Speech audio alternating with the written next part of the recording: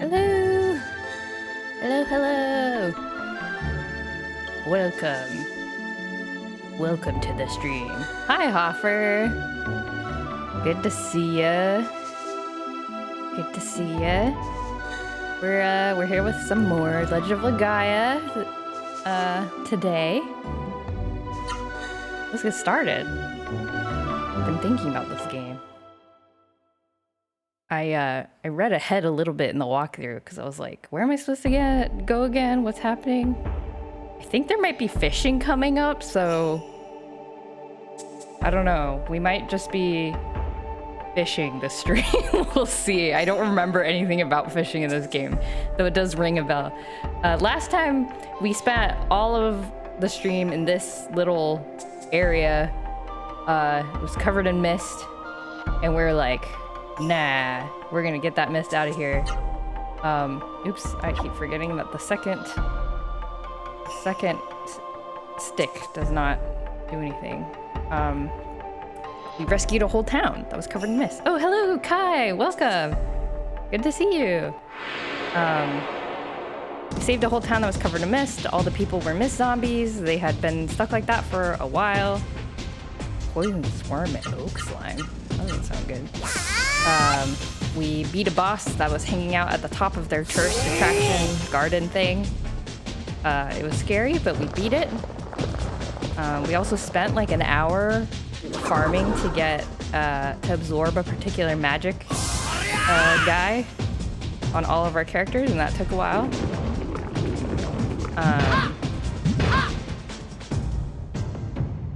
So yeah, that was basically the stream. We just did that one town, and then we ran around like talking to everybody in town after that, which was pretty interesting because some people were like, "Yeah, party time! Woo! We're not zombies anymore. This is great."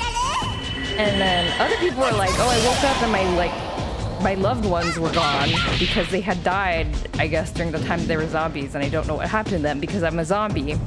Maybe I killed them. I'm very depressed." And I was like, "Oh." So Yeah, kind of cool how there's a little bit of like a, I don't know, variety of experiences, I think, in the town.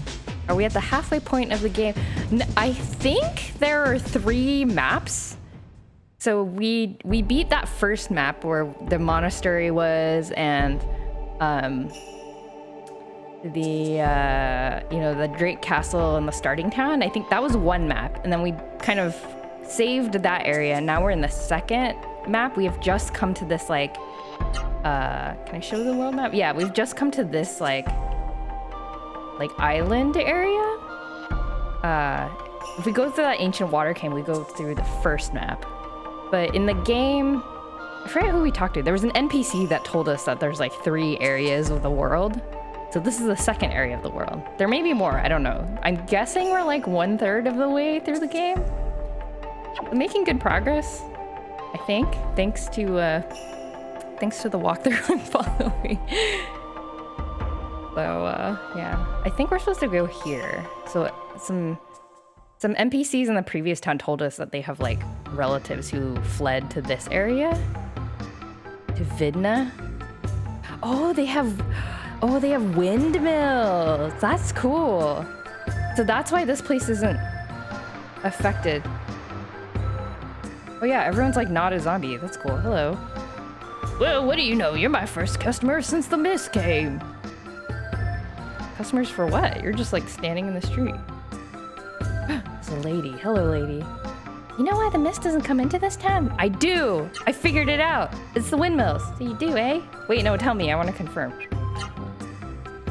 Vidna's full of windmills. The strong wind they generate blows the mist away. Yeah, I guess. Everybody should be building windmills. You should have shared this technology with the world. Oh, I bet you anything the windmills are gonna break down. Or we're gonna have to save the area. Before the mist came, there were plenty of tourists in town, and I was a tour guide. If you want, I'll give you guys a tour. How about it? We want to see Vidna. We want to see Octon. Tell us about Hari. Nah, forget it. Nah, forget it. Sure, let's see Vidna. Okay, tour Vidna. No, I'm not paying. I have so little money. I have nothing to give you. I'm sorry. Don't think you can hear my stories for free. I'm a professional tour guide. Giving free tours goes against my professional ethics. Oh, I wasn't asking you to do it for free. It's just out of my budget right now. I'm sorry. Before the mist came, this was the world's best resort area. We had visitors from all over. Pepe. Pepe lives behind the hot spring. He came with his mother and got stuck here. Pepe? Where have we heard that name before? There was a guy in the previous town who said that his like son and wife like came over here. Is that them? I don't know why she's like, this is a great resort town. By the way, this very specific child is also here. Okay, let's go to the inn. Hello. If you want to know about Octum, I can tell you for free. Oh. Undercutting the professional tour guide. There are many things in Octum. What do you want to know about? Flying wagons? What? Octum was once a hub of transportation, and the flying wagons were used for transport. These wagons were moved by large Haru. People would ride them and travel east to Caristo. Oh, Caristo's the 3rd map. Speaking of the 3 maps, Caristo's the 3rd section of the game, I think. I'm not busy now, so I can tell you more. What do you want to hear about? Temple of Rem. The Temple of Rem is a huge temple located deep inside Octum. Now, Rem is the god of time, right? Well, this person called Hari would tell everyone the prophecies of Rem. People used to say that if you had a strange dream, you should tell Hari. Okay, yeah, we did have a strange dream. Our 3 protagonists had like a simultaneous dream where they were at the temple and they were talking to this Hari guy, and the Hari person was like, "You need to find me." And we're like, okay. First windmills, now something called wagons. What's this, some kind of sci-fi story? This is the Legend of Legaia sci-fi story. That's what this is. Where is Octum? You want to know where Octum is even though you can't go outside because of the mist? How silly. Oh well, I'll tell you. First go north and cross the bridge, then follow the coast southeast. You'll see a peninsula sticking out into the sea. Octum is at the tip of that peninsula. I'm gonna forget this immediately. Oh, wait. No, thank you. Can I look in your cupboards? Cannot. Oh, they have a hot spring here. Oh. Hold on, I'm gonna take stuff. There's stuff in here.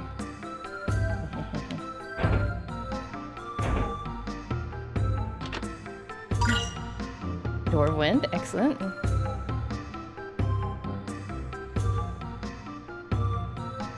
Hey, do you know about the Gate of Shadows? What's that? The Gate of Shadows is an ancient ruin located east of Octa. It's called a gate, but there are no roads there leading anywhere. Some say an ancient treasure is hidden there, but nobody knows for sure. If only the mist weren't there, I'd go to check out things myself. Oh, that's cool. Oh, I can open it. There's a healing flower in the cupboard. Okay. Okay, we are done robbing the inn.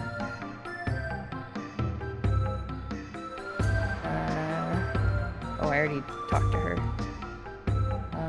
What's this? Item shop. Let's see what's inside here. I rob your cabinets. Huh. Welcome. Come to the front counter if you want to buy something. Before the mist came, I would buy lots of healing rooms and travel around myself.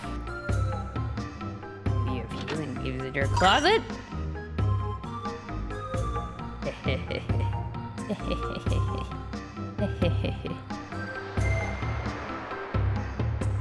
Oh my gosh, this town is so big. Love these small comfy hotels. Yeah, like classic JRPG buildings are just so cute. Oh my god, it's the beach. It looks so cloudy here. This is like Oregon. You know Dampas? Dampas? Not sure for Dampas Ranga. Wait, I don't know who Dampas is. You don't? He lives on the west edge of town. Why didn't you go see him? He's a little strange, but no one else in town says anything normal either. A self-aware NPC. Great. Despite the limitations, this game somehow looks really nice. I know, right? It's just like these are little... They copy-paste these two children appear in every single town we go to, but I don't know. They just look like... They really make the towns look lively, I guess. They're like good quintessential JRPG children. The machine room is my favorite place in the whole town. It's really hot inside, but the machines that move the windmills are there. They're so cool. That's useful. Whoa. Oh, this is not a secret path. Oh, look at these guys. They're just like hanging out.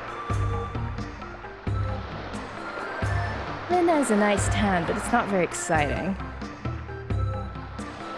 These two people are making the best of life. Like, the whole world's in disarray. People are turning into zombies, but they're like, you know what? We're gonna chill. Hello, Robolos. Welcome, welcome. And Alexander Dean, welcome. Years ago, I built a similar hotel with a hot spring in Minecraft. That sounds so cozy. And then the server got nuked. Oh, that's so sad. Oh no. I'm sorry. It's been 10 years since the mist came, and the outside world is in a horrible state. But in peaceful Vinna, things are downright boring. I wonder if something exciting will happen. Uh-oh. Do not say this. This is a fishing tackle set. It's pretty old. Can I talk to you? Will you give me your fishing stuff? Oh, so you want fishing tackle, eh? If that's what you want, I'll give it to you. I'm tired of fishing anyway. Ah, yes. How do I fish? Okay. Ooh, these boats. These are nice. I've always wondered why boats have these like side floaty things. Is it just for like buoyancy? Is it to put your dog in so you can take him with you? All you do in Minecraft is build? That's awesome. I don't think I would have the patience. I have a lot of respect for people who build stuff in Minecraft. Look at all these houses. This town is huge. Holy macaroni. The windmill over here. $5 that all the windmills are gonna break down. Hello, lady. What a troublemaker that Dampas is, saying strange things and scaring everyone. Oh. Have you fished before? I think those side things is for stabilizing the boat, but I'm not sure. I see. I have not fished before. I've just gotten my first... Wait, do you mean in real life? I have fished before. I have not fished in the game yet.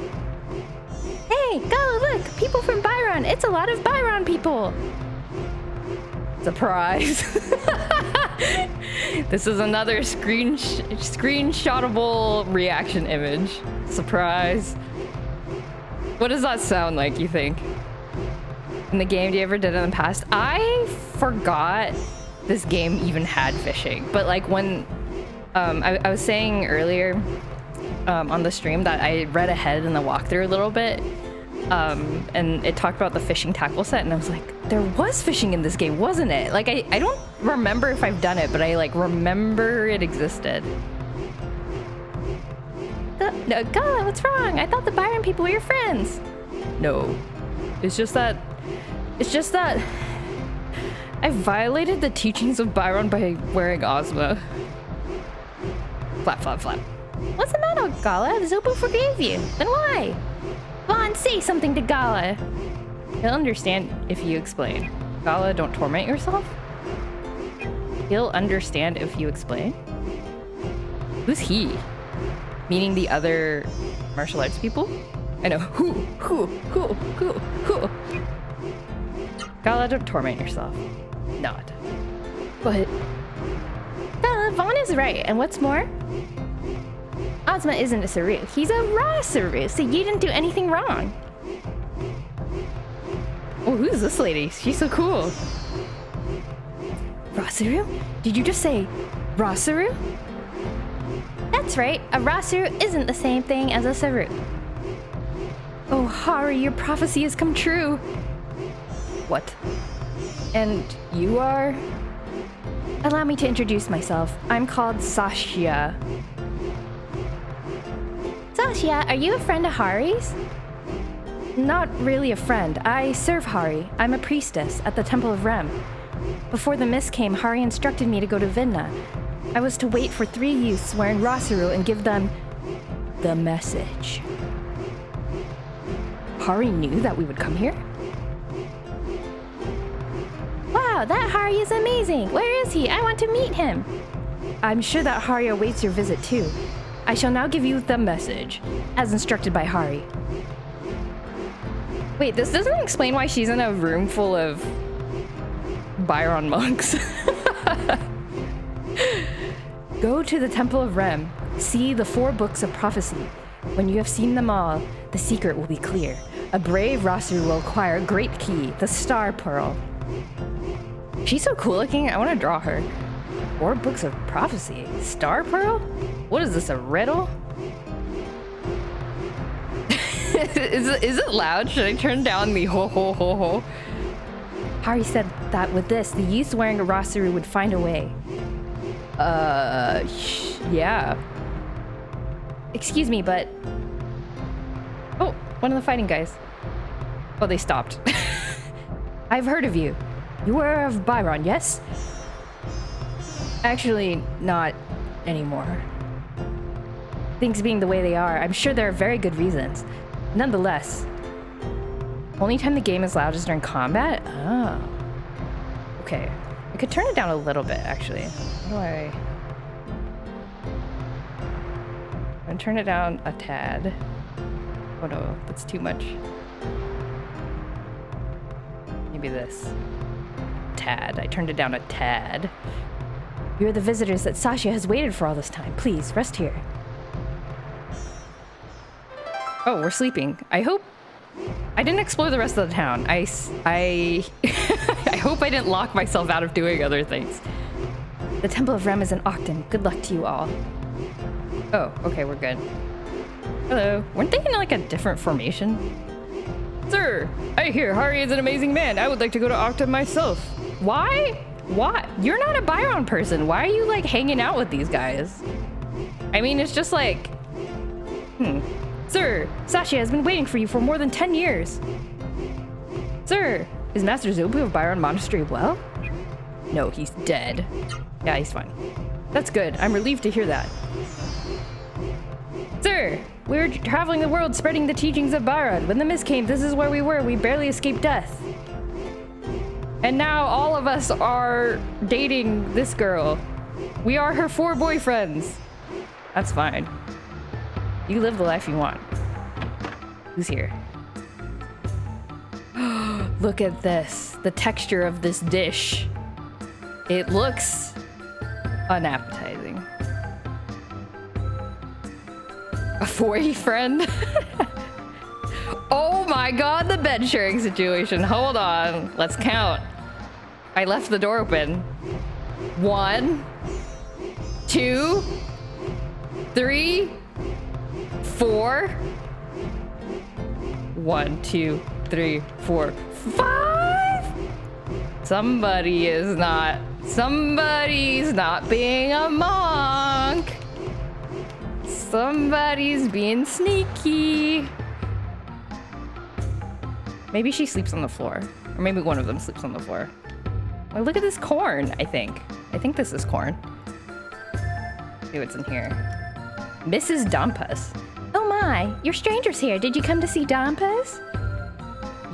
Sure. If you're looking for my husband, he's underground. Just go down those stairs. He's dead. What if I say no?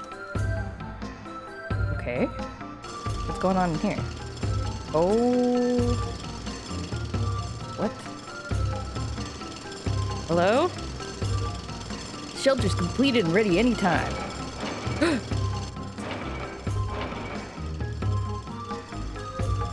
Oh, hello. Wait, I remember this, I remember this room specifically. Do you realize how serious the situation is? Yeah, I mean, I do. Townspeople here don't realize how horrible the mist is. Don't you fellas agree? Yeah. You know, you seem pretty smart. What would happen if for some reason the windmill stopped? The mist would swallow us all. We'd all be eaten by the Saru or possessed by them. That's why I'm preparing for when that happens. I built an underground shelter. What did the town people do? They treat me like a lunatic. Fools. Fools! They're all fools! You seem to know what's going on, so if the mist ever comes, you can hide in here. For you fellows, I'll have an especially good hiding place. Thanks. He seems to imply that everyone else will leave to die. I feel like a bunker is useful. She's the only one who sleeps on the bed and all the monks sleep on the floor. She gets to rotate on a bed on a new bed every day. Oh, you came down here a lot while you leveled and captured magic. Oh, that must be why I remember it. I must have been watching you. This is... Oh, hello, sir. You're a new face. We don't get many visitors from afar. So, have you bathed in the hot spring? I have not. Oh, that won't do. How can you come to Vinda without bathing in the hot springs here? Hot springs aren't just an attraction, they're the town's lifeblood. Go bathe in them. Bathe in the hot springs and refresh yourselves. Okay, is this the hot springs? This looks hot springs like. Oh, there's a vending machine. That's how you know this place is legit. It's boring not being able to leave town, but I'm used to it now. Hey kid, here, take this. Play a game on the machine. I now have 10 coins. If you want to play a game, go to the machine and drop the coin in.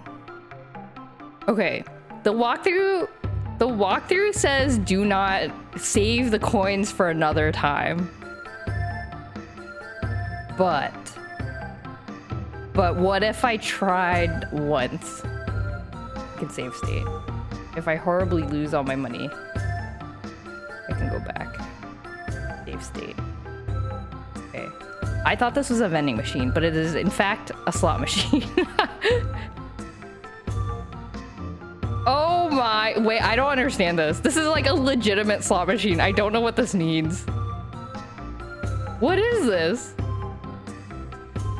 How do you play slots? I don't know how to play slots. I guess there's a... Do I have to time it?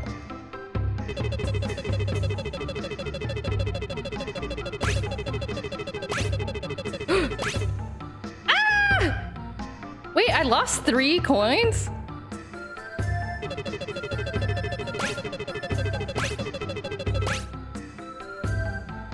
I lost 3 more coins. Just read the the untranslated, highly pixelated Japanese. The blob with eyes, you get 30 back. The Lipians and a Genesis tree give you 9 back. The coins give you 20 or 30 back, and bonus games. Oh no, I lost all my money. I'm gonna cheat. Let's load that state. Okay, nothing happened.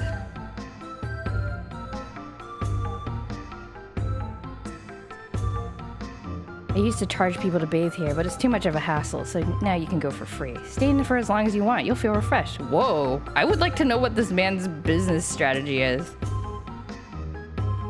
It's a sauna! Hello. Beneath the Sebukis Islands runs a huge volcanic belt. That's where this hot spring comes from. A phoenix in the drawer. I have the phoenix. What are these bins for? What's over here? Oh, this is outside. There's an outdoor spring. Cool. Hello. The hot spring. It's the secret to long life. Maybe he makes enough money people gambling on a slot machine. Is that the secret? He's like, oh yeah, the hot spring's free. You get a free hot spring and everybody wants to go at the slot machines, and so that's how he actually makes all of his money. The hot spring is just the attraction to bring people to the slot machines. I think I've cracked the puzzle. Oh. Oh, okay, this just... Oh, okay, so the hot springs is that, like, outside area. I thought there was, like, an inner... I don't know. I don't know what I thought. Let's go talk to more people. Ah! Silence?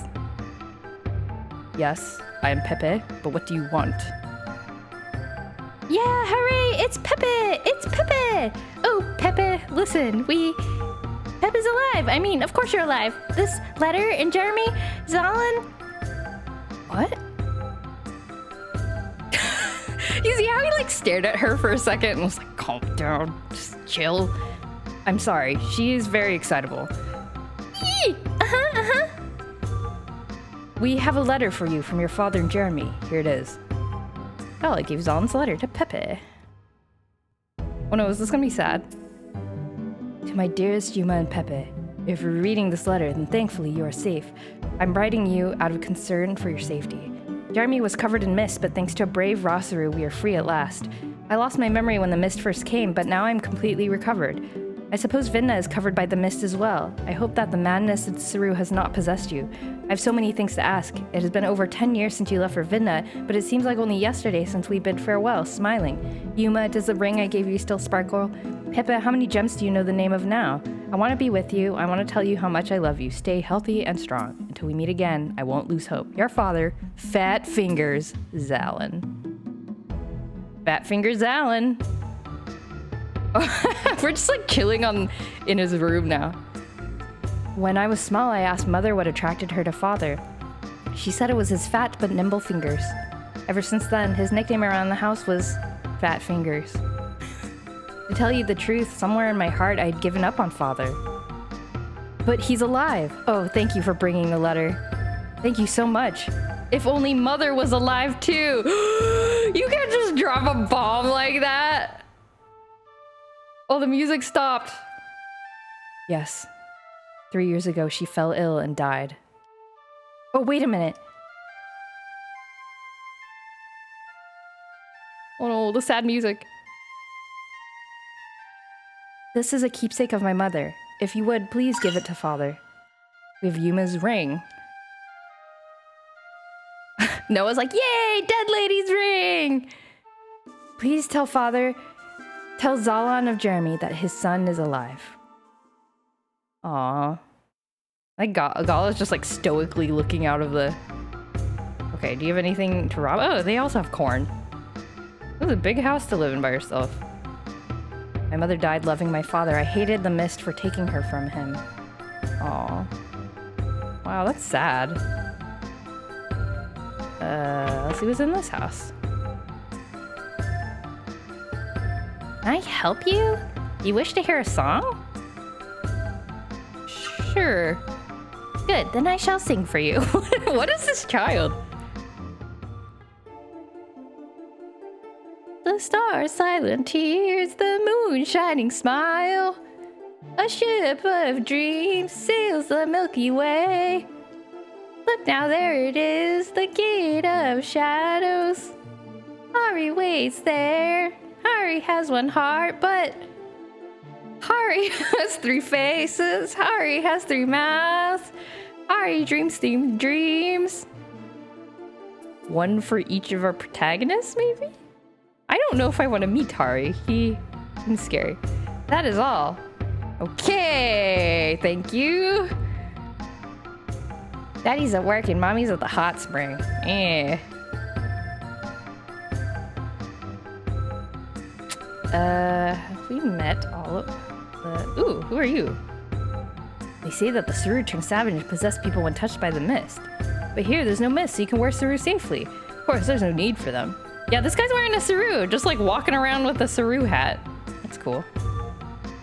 Oh, it's the the arm shop. Do we... Oh, there's more Saru guys. There's no mist in Vidna, so you can wear Saru safely, but there's really no use for them. It's just a fashion statement, I guess. Hey, you guys are wearing nice Saru. Where'd you get those? Silence. Whew, man, I have had enough. What? You've had enough of what? Hello and welcome. You're the first customer I've had in a long time. I'm so happy. I don't know why I gave him that voice. Anything in here? A magic leaf. Excellent. What should I buy? The rude drip. Yeah, it's all the rage. Oh, I have no money. Oh, I have some money. I have money for one thing.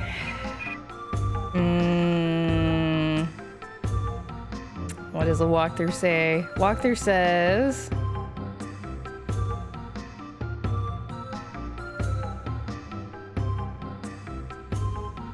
I don't have money for this. I want to check out the accessory store. Is this the accessory store or is this just a... Oh, this is the machine room. I'll come back here later. Where is the accessory store? That's the... I left all the doors open.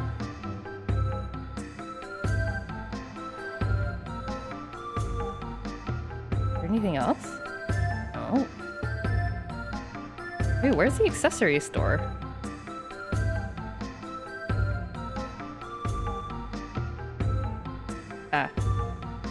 Lady. Wait, are the accessories in this store? How do I buy accessories?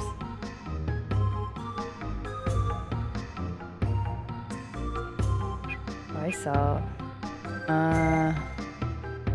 The walkthrough says there's some place called the Vidna gift shop. Oh, that's the item shop. I should go over across the street.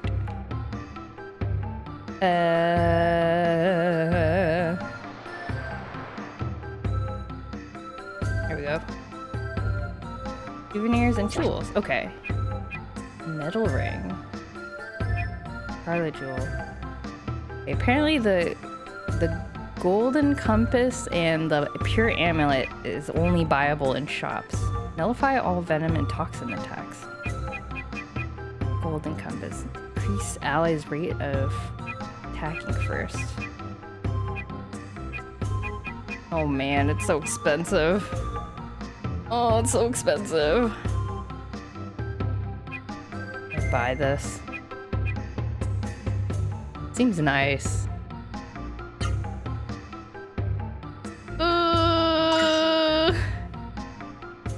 Lois! How dare you make a clip of me singing? How dare you? I would have done a better job. Okay, bum ba da bum ba.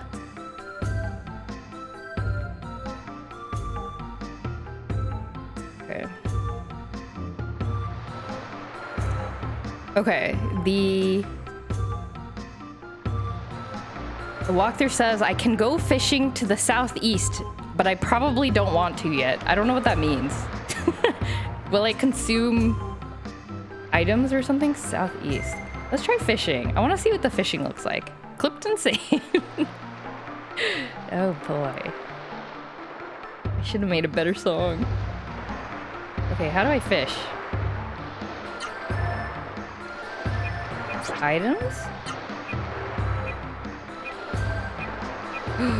Light lure, normal lure, heavy lure. I have 3 of them? Old rod. How do I fish? How do I fish? The walkthrough says I shouldn't fish yet, but I want to try fishing. Tell me how to fish, guy. Okay, well, maybe it is not time. Maybe it is not yet time. That's fine. Okay. So we could go back to Jeremy. Yeah, let's do that. Let's go back to Jeremy and give the ring. You can't fish here? Okay. Oh, do you have to fish on like the world map? Is that how it works? You fish like here?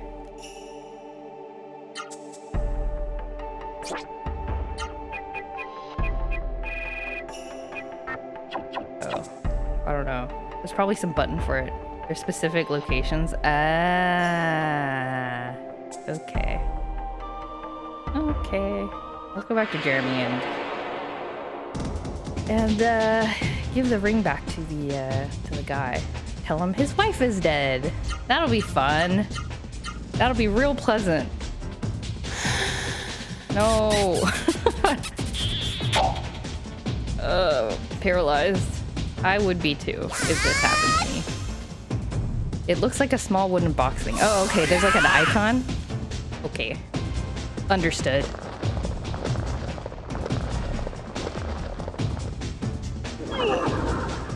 Ow. Well, I'm no longer paralyzed.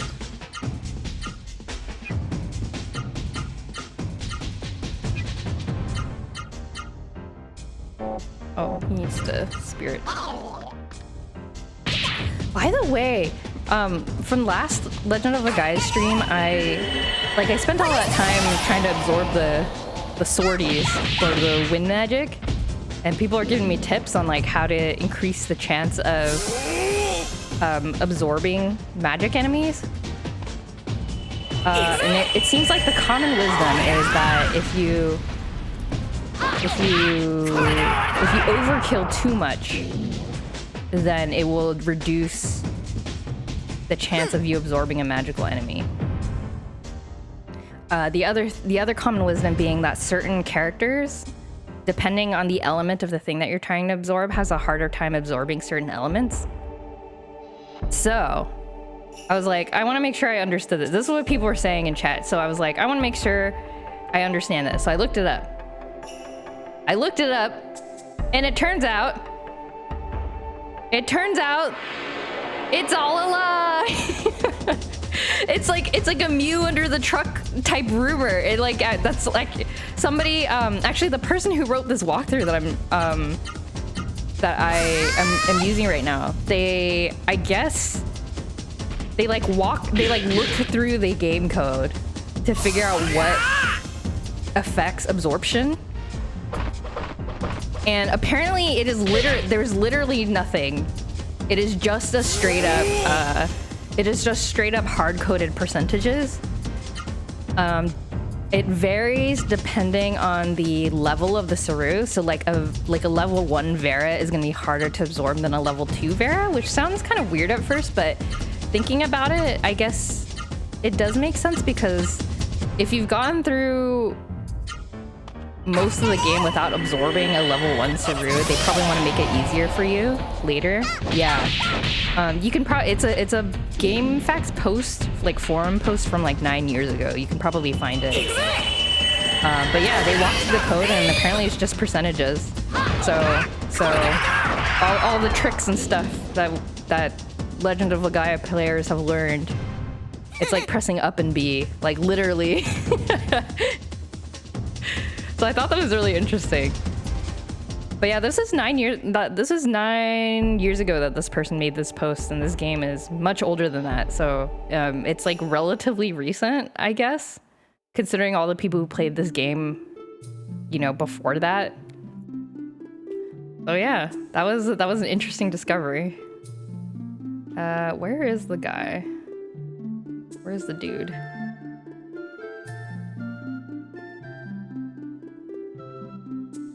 Are you here? Is this your house? Oh, there you are. Okay. Oh, hello. I've been waiting for you. Did you give my wife and son? Did you give my wife and my son the letter I asked you to deliver? I gave it to one of them. Yeah. Here you go. Oh no. Can you imagine like somebody coming up and giving you your wife's ring to you? Because that only means bad things. Either they're dead or they don't want to be married to you anymore. Oh no. This is the ring I gave to Yuma. Silence. Oh, he's shaking his head. I see. So Yuma is no longer with us. Aw. I wish I could have stayed by her side. That's my only regret. Silence.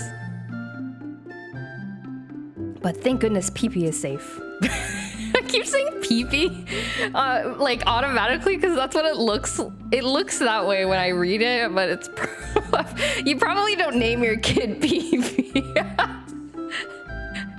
It's Pepe. Thank goodness Pepe is safe. I'm sorry, Pepe. I'm sorry I'm calling you Pee-Pee. Someday when the mist is gone, I will go to Vidna. I will go to see Pepe. I know that you can make that day come. Please wait a moment. Oh. This is a token of my appreciation. Please take it. Zellen's crown? I'm just a humble jeweler, but if there's anything I can do for you, please let me know. This man doesn't even have a bed in his house. You need to like, maybe this is like his office. What did I get? What is this? Zellen's crown? Is it an equipment? Oh, it's a key item. It's a key item and also increased AP accrual 10%. That's cool. Okay.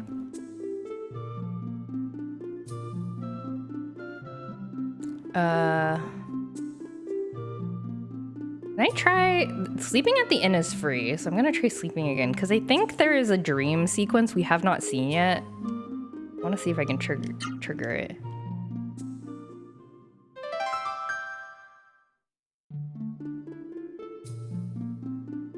Okay, well, nothing happened, so that's fine. Okay, well, I think we're done. We're done here. We're done in Vidna. Except for that, oops, I'm in the wrong place. So it seems like the next place to head is Octum, which is where this Hari person lives and the temple is. So I guess we're gonna head there next.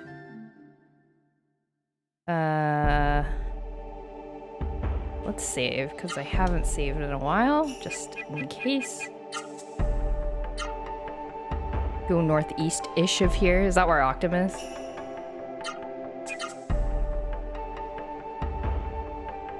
Okay.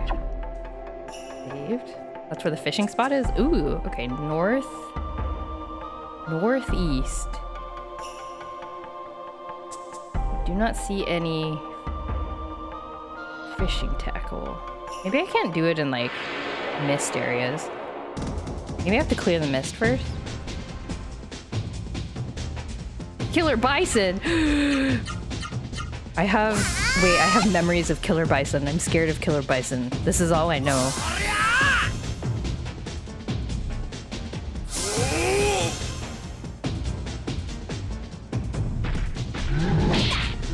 Ow. Ow. Oh! Okay. That's cool. Let's kill Killer Bison. Because you scare me. With your heightened combat ability.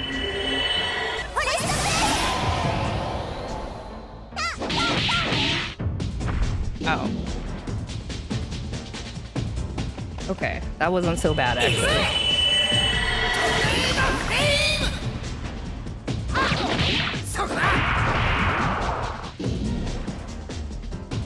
Okay, not bad. Each character can one-shot. Okay, Gala, show me what you got. Oh yeah, all of them can one-shot an enemy. Excellent.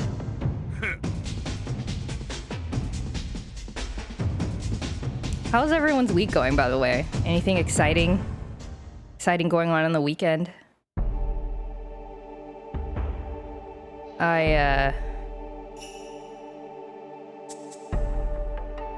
One thing that I did this week is I tried Brazilian lemonade for the first time. I had never heard of it, but my husband was like driving somewhere and he saw a cafe that was like, it's to the right? Okay. If you don't want to go, it's fine. Oh, it's fine. No, I want to try it. I want to try fishing. Let's go try fishing. Wait, does it use up the lures if I fish? Because then maybe I should wait until I get to a place where I can like buy more lures. But yeah, I tried Brazilian lemonade for the first time. It is, my husband was driving by a cafe and they had like a sign outside that was like, try Brazilian lemonade, like a limited summer drink. And he was like, that seems like something Joy would like. So he was like, do you want to go try it? I was like, yeah.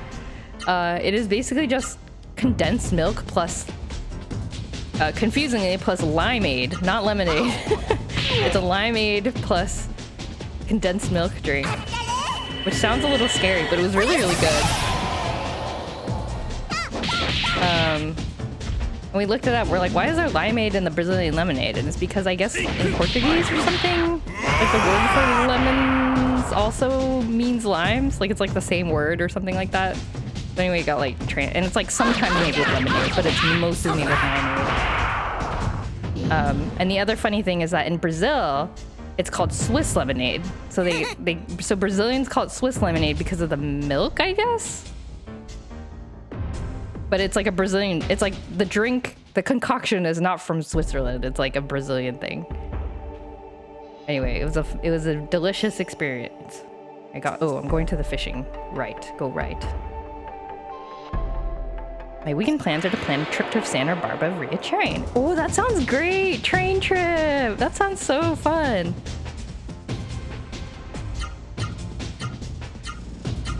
A train trip sounds good. I feel like I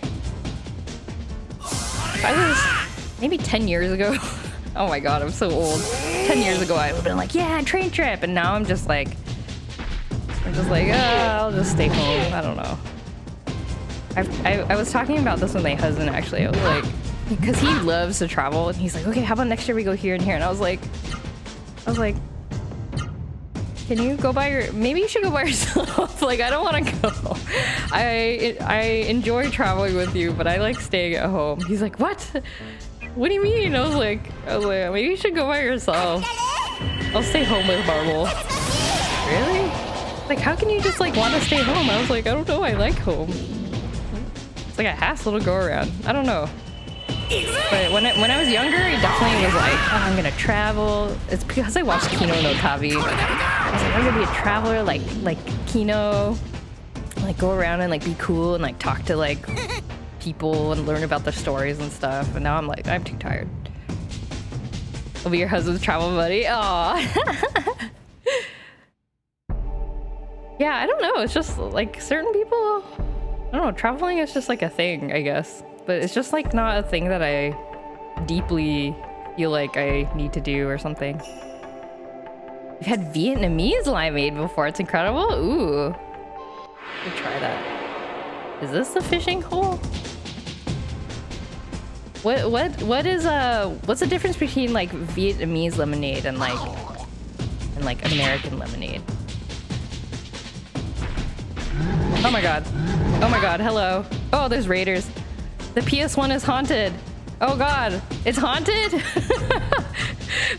Hello, hello raiders. Hello, hello. Welcome! Welcome, welcome! We're here with, we're playing Legend of Legaia. Brought some people over. Oh, Rinks! Hello! Hey, good to see you! Thanks for stopping by. What a surprise!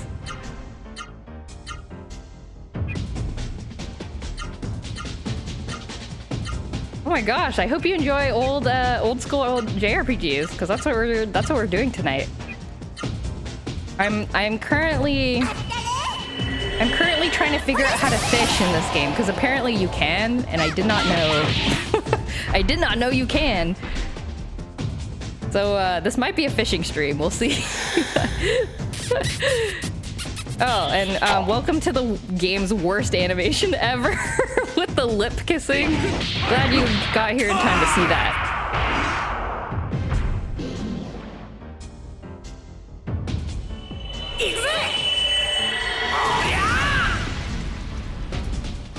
You spot us over after a day of playing some haunted PS1 games, a community that makes PS1 inspired spooky games. Oh, that sounds amazing. I haven't heard of that. That sounds really cool. I hope you're having a good time. Do you have any recommendations? I love spooky games. I'm not very good at playing them myself, but I will probably maybe I'll go look at the VOD because I love watching spooky games. But if there's any games that you thought were like, you know, that you'd recommend as your favorite, I'd love to know. I love good horror games. I love good horror games. I was actually thinking, because I've been streaming so much recently, I was like, should I try to do a scary game in October sometime this year? Face my fears. And I was like, I think I could play like Luigi's Mansion. Like that would work. That counts as a scary game, right? I don't know. You can play Luigi's Mansion. A mild one? Yeah, I want recommendations for like a mild one to play. I'm totally fine. Is this the fishing spot? I don't know. Is it here? Lois, help me. I don't know where to go. 'Tis the season. Sure is. Wooden box thing. Okay, well, this is fine because I can just gain money while I'm looking for the fishing spot because I need money. There's so little money in this game. Can't play Luigi's Mansion when I try my hands get sweaty and get super anxious? Oh no! That does not bode well for me. Uh-oh. But I've heard it's very good. Like, people really love Luigi's Mansion. So I'm like, I don't know. I also want to appreciate Luigi's Mansion, but I cannot because I've never played it. We played one called CHAIN Changed. CHINGED a few weeks back, which is a compilation of indie horror games made in the haunted PS1 style, but it was made real interesting. Ooh. That sounds cool. I'll have to look that up.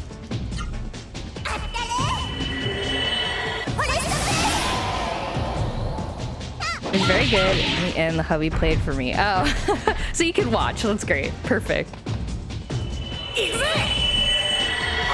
Okay, maybe I think I could muster up the courage to play Luigi's Mansion at least. I don't know. The other game I was thinking about was I saw the Game Grumps played like one session of it. Gregory Horror Show, which I think is an old PS2 game. And it was only released in Europe and Japan. And it's like kind of scary, but not very jump scary. It's like a stealth game, and you're like trying not to get caught by like. It's like Animal Crossing if it was a haunted like serial killer scenario, I guess. Oh, is this it? Is this a fishing spot? There's a fishing spot! We found it! Yay! It's 40 games. They were all made with like branching paths, so at the end of a game, you have two choices. Each choice leads to a new game. Each developer only had the context of the game made before them when making it. So like narrative shifts and style shift all the time. It's nuts. That sounds so cool. That must have been a really fun like project to participate in, just like with your fellow game designers. That's amazing. Okay, let's see what fishing is like in this game, because I honestly do not remember. It's loading. Oh my god. Oh, we're all here. Why is Gala so like upset about being here? How to play. How to fish. Press the X button. When the power gauge on the right moves, press the X button to set the power level. Okay. When the lure hits the water, turn the reel and try to catch the fish. When a fish is caught, the message hit will appear. The fish's life gauge and tension gauge will appear on the left. To recast, press the circle button while turning the reel. This is a lot of instructions. To turn the reel, oh god. Press the square or X button. To wind the reel at regular speed, press the square button. If you wind the reel all the way in, you'll catch the fish, but don't wind the reel too fast or it will create too much tension and your line will snap. Getting a hit depends on how you wind the reel, where the lure is cast, and the depth of the water. Oh boy, I have a light lure. Okay. Exchange points. Oh, cool. I don't know what any of these do. What is this? I would like to see a description. Okay, well, I'm sure these are worth getting. Continue fishing. Okay, turn like this. The music is so nostalgic. I know, the music in this game is great. If any of you all are not already familiar with Legend of Legaia, the music is really good. Oh, I have to drop the factoid I learned, which is the composer for this game also composed the music for the original Full Metal Alchemist anime. So you know it's good. Okay. Oh, it looks like the lures are consumable. Save all your fishing points if you want the secret thing. There's a secret thing. Great. Okay, I will have to fish my butt off. Let's try it. Oh my god. What does this mean? Oh, okay. Wait, Lois, I remember you playing this.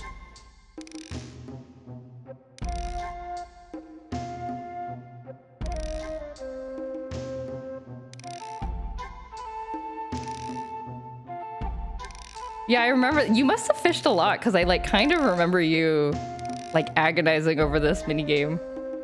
There seemed to be no fish. Oh! Oh my god! Oh my god! Oh! Oh!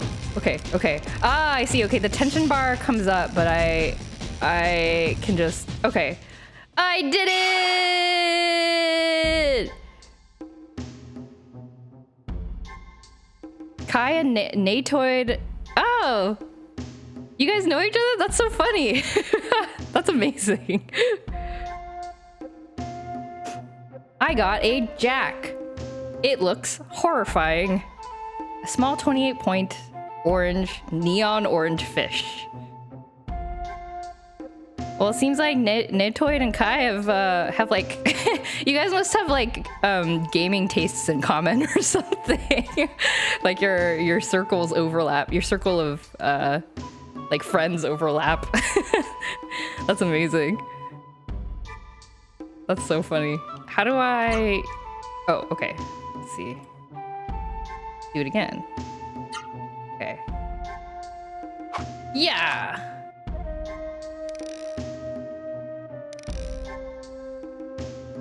Yeah. Not at all. We know each other because we're in the same baseball server? Ah! Wow. Baseball? Like real baseball? Or is it the... Wait, Kai, were you the one telling me about the baseball mobile game? Is it the mobile? Is it the Power Pros?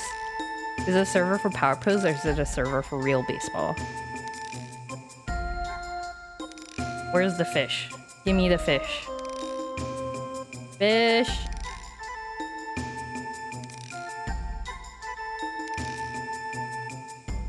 This is basically what real fishing is like. I've only been like once. But yeah, you just kind of like throw the thing into the water and then you don't get anything and then you throw it into the water again. And so it becomes a game of like, how good can you throw your line into the water? It's a server about actual MLB baseball. Ah. Wow, that's cool. This is a server for everything. We're like two teams that don't like each other, but also the same football team, so we bonded over that. Our friendship is a wild one. Ah, that's wholesome though. You gotta have a little rivalry in your friendships, I think. I think that's nice and healthy and interesting. Johan Mikes, hello! Hello, haven't seen you in a while, welcome. Defo a bit shy to come back after so long, but hey, no, don't be shy. Please feel free to stop at any time. Or rather, you can be shy if you want. No pressure to like chat or anything. Please feel free to enjoy the stream however you like. Good to see you. You can see here I'm trying to fish, but it is not successful. Okay, what if I throw the line like part way? Is that better? I choose to be shy? Yeah, no problem. Do what you need to do. That's all good. This isn't I did not remember that this game had such like a fully fledged fishing minigame. But it's like it's kind of fully featured. There's like different lures. There's different spots in the world. It seems like there's different kinds of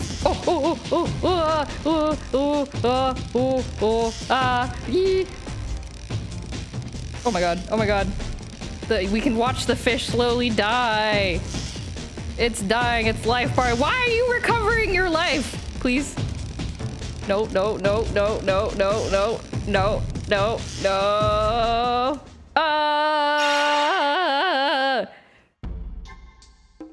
What is this?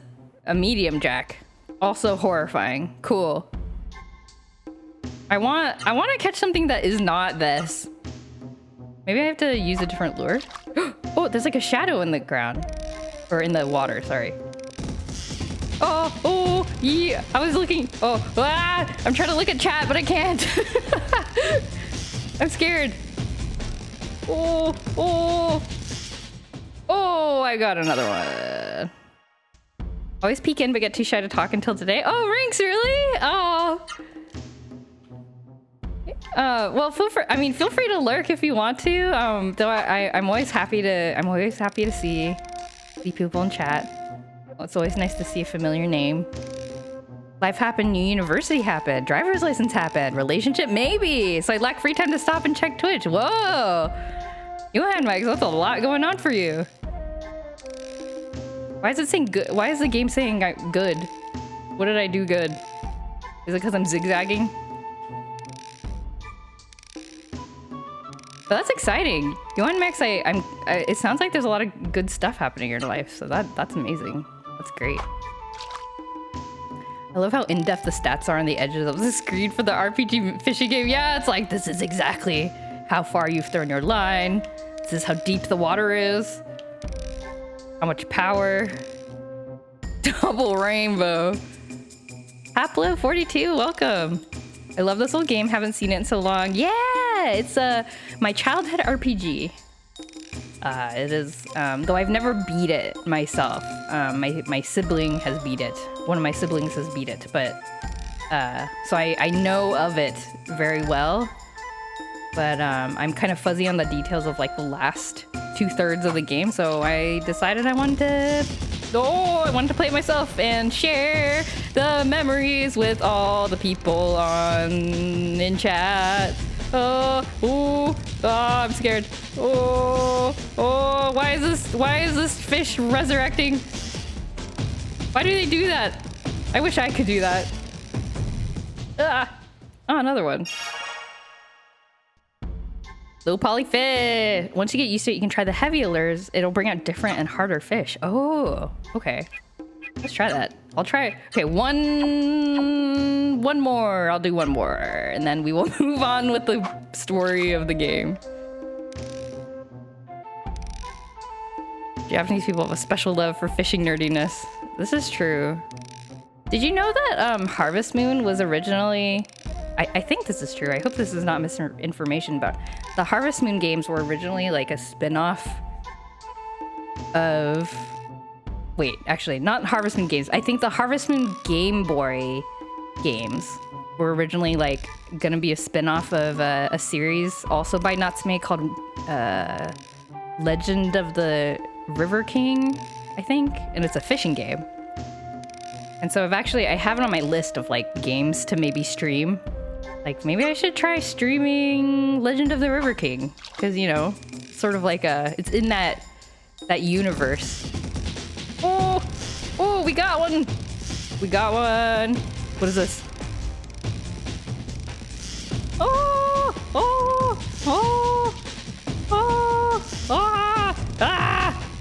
Okay, fish, get over here. Ooh, rainbow. One rainbow.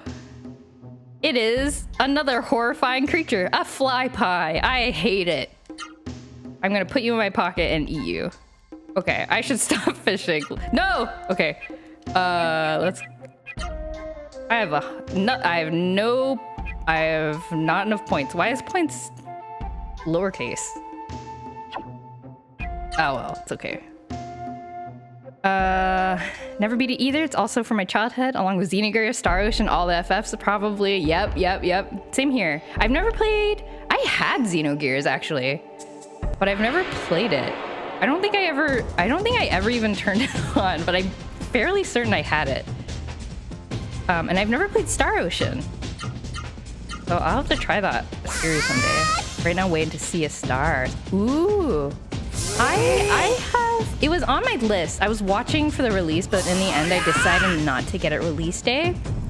But yeah, I'm gonna wait for more reviews, mostly because there's so many games I want to play right now. I'm like very behind on like I still haven't finished or really played Story of Seasons, the new Story of Seasons remake. Rune Factory 3 Special came out, and it like arrived at my door, and I haven't had time to start it. So, but yeah, Sea of Stars, I've heard different things actually. Some people feel like it's really good. Some people have been saying it's just okay. So I'm gonna wait and see until the reviews kind of settle down. But yeah, I've heard people are enjoying it though. Apparently, it's a very beautiful game. Speaking of harvesting, how much did I miss? Let's see, where are we at right now? We are in the middle of second year of autumn. So I got married in Harvest Moon. Actually, I'm planning to play Harvest Moon on Sunday afternoon Pacific time. So if you want to stop by then, you can see how far we've gotten. But yeah, I got married. I got married to Anne. We had a very beautiful, like 20-second wedding ceremony. Is that Octum right there? Is that the place we're supposed to go? It does seem like it. Okay. What else?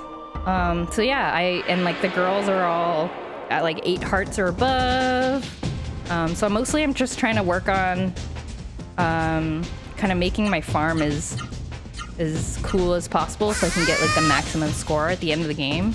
I'm hoping I didn't marry my wife too late to get the 2 children, because you need that for the perfect ending as well. But I think we're almost there. Yeah, we have a couple more power berries to get. One from the Egg Festival and one from the winter thing. So yeah, I've been kind of playing a lot offline because in year 2 of Harvest Moon there really isn't a lot going on, because once you've seen all the like girls like heart events, there isn't really like anything else. So it's slow going in year 2. Yeah, Sea of Stars is very Chrono Trigger-esque. Beautiful environments, music, systems are improvements for everything I played before. Oh, that sounds interesting. I'll have to check it out. At the very least, I'll probably watch like a let's play of it or something. I'll have to find somebody playing it. Never beat Star Ocean, got about halfway through Xenogears before I can move countries. Oh man. Yeah, that would probably put a dent in your, multiple hours long RPGs where you have to like remember what's going on.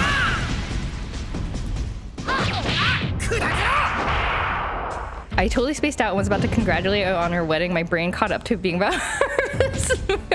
Yes. I'm sorry. I'm sorry to confuse you. Walked in to get laundry, heard that too, thought the same. No, I've been married for a while, a couple of years already. So you can give I mean, I guess that is relatively recent, I don't know. You can give a congratulations if you like. But yes, I did get married to my beautiful wife, Anne, in Harvest Moon. And she kind of just stays inside all day, which sort of I feel kind of bad about. Once you marry the girl, they kind of just like, they like don't leave. They just like stay on your farm forever. And they're wearing a dress that like they have never worn anywhere else in town. Like I don't know. I'm like, I am sorry I need that perfect score though. But I am sorry I don't know. I'm sorry our married life is like this. It's a little bit of a bummer for the girl. She's there speaking NPC lines. Yeah, she's like, shall we paint our house, honey?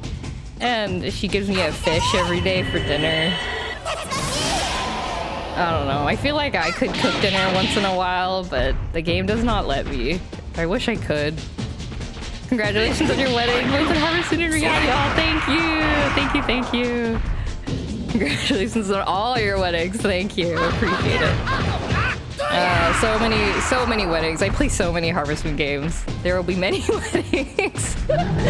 And there will be many weddings and many dating every single marriageable person in the game because I want to see all the cutscenes. So, yep, I get around. I get around. My friend who absolutely loves Chrono Trigger put 100 hours into Sea of Stars. Didn't it come out like last week? Holy cow. They must be really enjoying it. Oh my god. Are you gonna play Coral Island? I am just itching to play it on full release. Ooh. I do not know much about Coral Island. Tell me about it. I feel like I've seen ads for it here and there.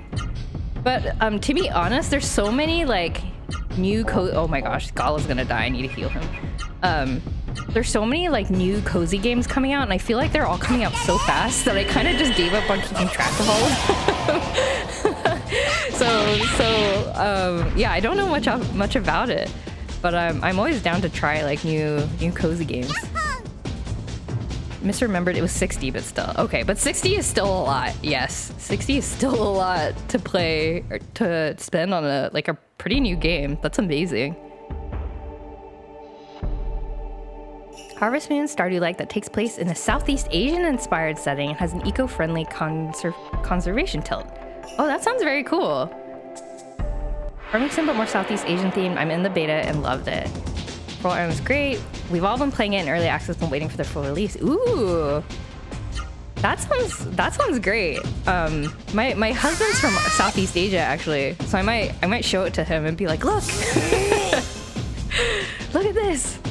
I don't know. He might be interested. I will have to check it out. Yeah, yeah. You all of you are like immediately like it's so awesome.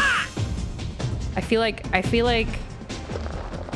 that is convincing enough. Oh, Gala did not. The battle ended last time before Gala got to heal himself, so I need to heal him. He's gonna die. Oh my god! Do not get killed by a worm. That would be really sad. No, no.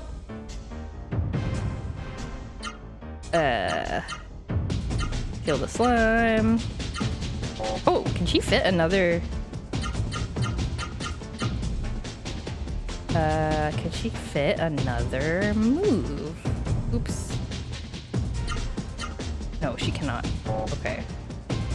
Well, that's fine. This is fine. No, you need to heal. Do not die. Kai is back after being shell-shocked by the Netoid coincidence. By the way, I love your model, the line caper vibes. Oh, thank you. Yeah, I kind of made it on a whim actually, a while ago, a couple years ago, I think. And then I was like, you know what? I should use it for streaming. And then I just didn't. I was like too scared of streaming for a couple years. And then I was like, you know what? I think I can do this now. I think I have the social confidence to stream it a little bit. So I was like, you know what? I'll go with this. I like my little model. And I was also too lazy to color it. Or to be fair, not too lazy, but more like I do not know what I would color this character like without it looking weird.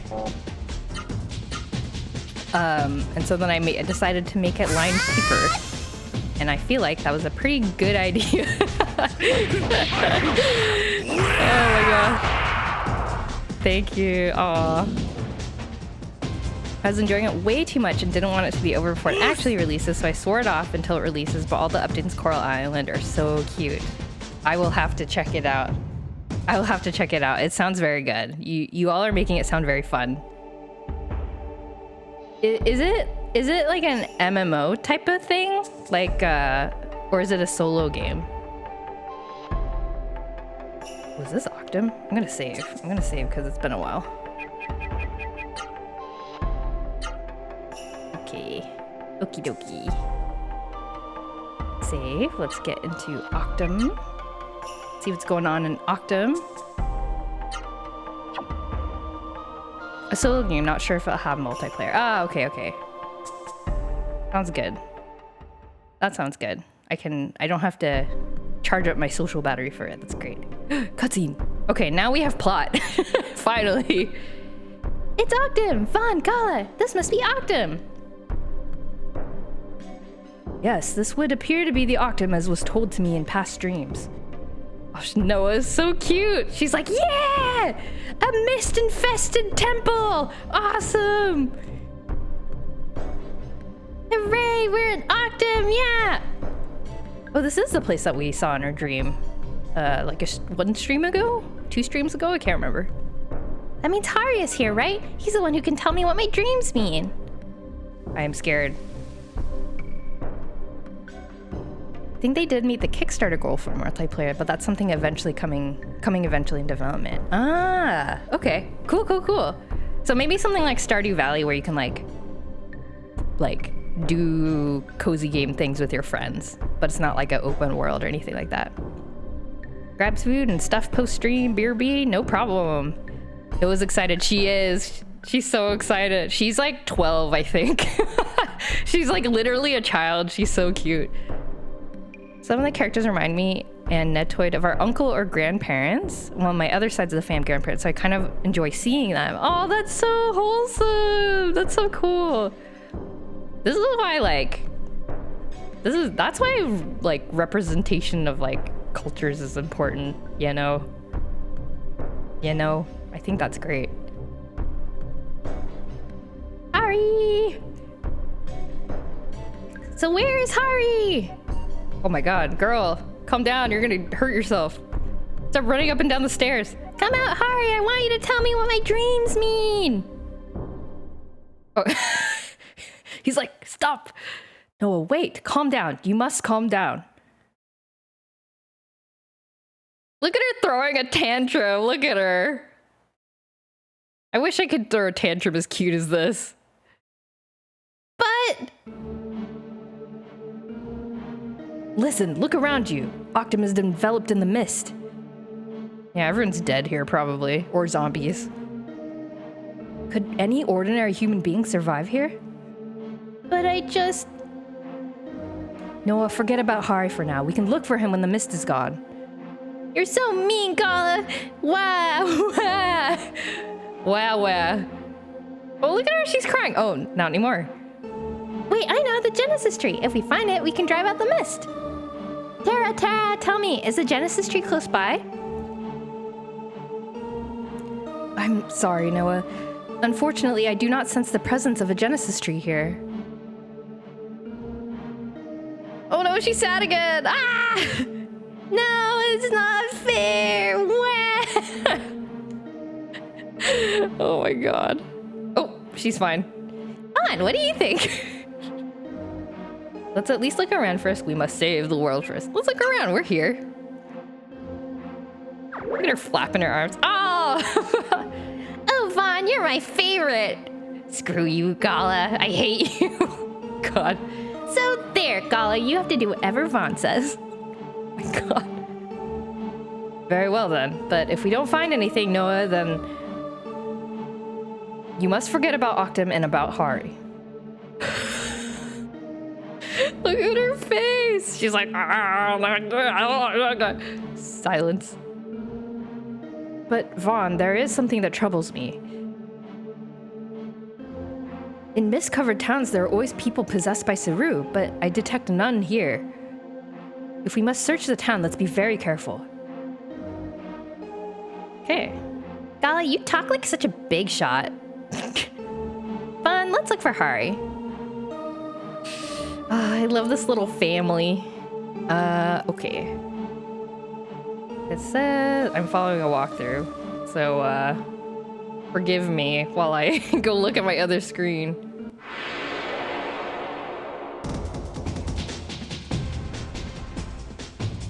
Oh my god.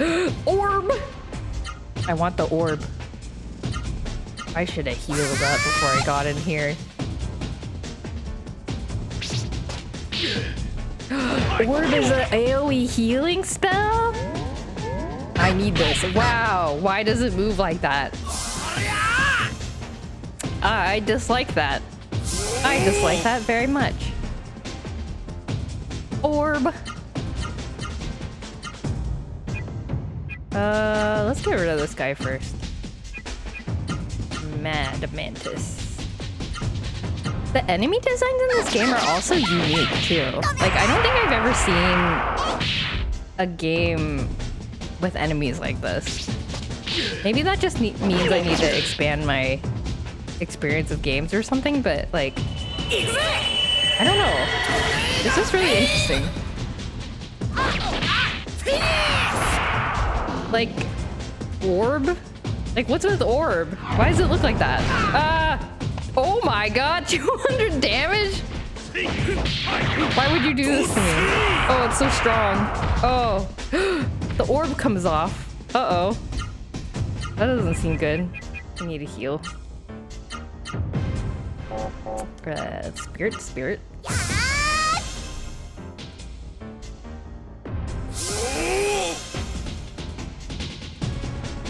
Oh, by the way, chat, I need advice. I'm not gonna be streaming tomorrow, and that's because I'm going to a LARP. I'm gonna be playing in my... Actually, this is the second time I've been in a LARP, but the first one doesn't count because I died, like, immediately. I died, like, 10 minutes into the LARP, so I didn't play the rest of it. But, I'm going to my first LARP, where I plan to not die immediately. RPG life, yeah! I'm really nervous. I'm wondering if I should attempt to dress up or not. The person running it said like you can dress up or you don't have to dress up. It's like totally up to you. But I'm worried, like, what if I get there and everyone else is dressed up and I'm just in like my t-shirt and jeans? But I also don't have any like costume things. I'd have to like assemble something out of my closet. Wear a mask and sunglasses to feel more powerful. I actually am planning to wear a mask, just for COVID reasons, but also I feel like I'll be less shy. Is this? Can I open this? What is this? A chest. Go for it. Yeah, because the thing I'm gonna be playing like a knight. I'm like, okay. It's Candyland themed. I am part of the like royal guard of the Candyland. So I'm like a knight. So I was thinking like wearing a big blouse, like a billowy blouse, and like I don't know, and maybe like some skinny pants or something. Kind of look a little bit medieval. Try to look a little bit knight-ish. And apparently I have a sword, but I have no sword. I have no toy swords in my home, which seems like I need to rectify this, but I was like, should I like bring like a ruler or like a cat wand toy? Will that just be like distracting? I don't know. Maybe it's better to have nothing than to bring a cat wand toy.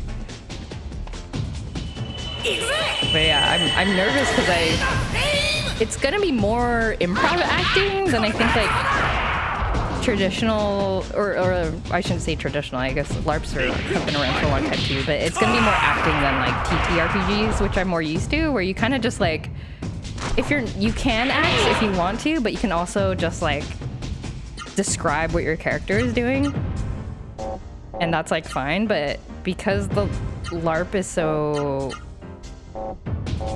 physically oriented, you kind of have to act. And that's the part I'm worried about. Like, I don't know how I'm gonna act. I don't know how to act, but I will try. Take a stick with you? That's true. I could go find a stick. Gotta 100% follow the wise words of look good, feel good, play good. That's true. That's true. I mean, it's like... I mean, I'm probably not gonna do this like very often, so I might as well be fully enthusiastic and try not to be too shy about it. I should just go for it. Actually, this reminds me of a... Have I mentioned this on stream before? That I took a drama class when I was in... I took drama when I was in high school. And I actually really enjoyed it, even though, like, back in high school, I was, like, the shy kid. Like, nobody really... I don't know, people kind of... Like, nobody, like, bullied me or anything, but people just mostly left me alone because I... Mostly because I didn't want to talk to anyone. But... but like there was a kind of at the end of the semester, the drama teacher kind of put us into groups and then like assigned us roles to play. And I think they saw that I was like, oh, this is the shop. I think she saw that I was like actually kind of into the acting part. And so she assigned me like the lead role in like our little skit that we were supposed to do. And actually poetically, I was also a knight. I was a knight that fights a dragon in this little play. And so she assigned me the role, but I was like, I chickened out and I just kind of did it like half-assedly, and I kind of regret it. Thinking back on it now, I was like, oh, my drama teacher trusted me. I disappointed her. So I remember this. I regret it. Just remember there are people doing this fully decked out and people doing this with blankets for capes. That's true. That is true. Yeah, it seems like the people... I mean, I haven't met most of the people that I will be... Oh, God almost died. Whoops. I haven't met most of the people that I'll be playing with, but from the people I do know, everyone seems pretty cool. Like, they're very much like, oh, do what you need to do, and like, no pressure to be like a quote unquote like good player. Like, we're here to have fun. Don't worry about it. So that makes me feel a little bit better. I'll just like do my best. And I'm sure I will have a lot of questions, but I guess everyone starts somewhere. Role reprisal, exactly. Except in this case, I was a hero. I'm very much like my high school role was very much like a hero kind of role. It was sort of like a little bit overconfident, but generally a good-natured like knight dude. In my role as the Candyland Royal Guard, my secret, everyone thinks that I was just off duty. The Candyland King died, and now there's sort of a vacuum of power. That's where the LARP takes place. And me and one of the other royal guards, we were the ones that killed the king. In a secret assassination plot. So I am not a good person in this in this LARP. I am evil. Well, not evil. I feel very guilty about what I've done, but I think it's like for the good of the country or something. Which I think it's like a dark Candyland political plot, which I think is hilarious. I think it's gonna be really interesting. Come back as the anti-hero, yeah. But yeah, I think I'm supposed to be kind of like, I'm not like a particularly convincing person or anything like that. I'm not trying to like, but I am, I think, being used as sort of a pawn by another character. And I'm wrestling with my own inner conflict. So yeah, I'm interested in, oh dang it. Ugh. Need to absorb that thing. Yeah, so I'm interested in seeing how it turns out. And I'm kind of glad that I don't have to be like it gives a lot of wiggle room. Like I can act as if I want to atone for my crimes, or I can kind of go full on like, no, I've come too far and like it's not worth trying to be good about this again. So I'm just gonna, you know, my hands are already dirtied and I'm just gonna like go full into Oh, none of my characters had the ivory book equipped. Ah, what a mistake. What a mistake I've made. Let's equip it on Gala first. Yeah, go full. Yeah, I can go full angst, or I can just. Where are these weird? Oh, these are flowers. Okay. Let's see what other item. I'm looking for items. Oops. Reminds me, playing Mafia with a group of people is insanely fun. Yeah, I love playing Mafia. Though nowadays it's kind of hard to gather a group big enough to play it. I really love playing Werewolf. Actually, the last time I played Werewolf, I think was a couple summers ago. We had interns at our office, like a pretty big group of interns at our office, and this was pre-pandemic, I think. Yeah, it must have been, because I brought board games into the office, and I like organized board games for both interns and full-time, but it was mostly interns. We would like order pizza and play board games, and we played a lot of Werewolf. Yeah, so that we kind of had like a built-in group of people to play with at work. Yeah, Mafia is really fun.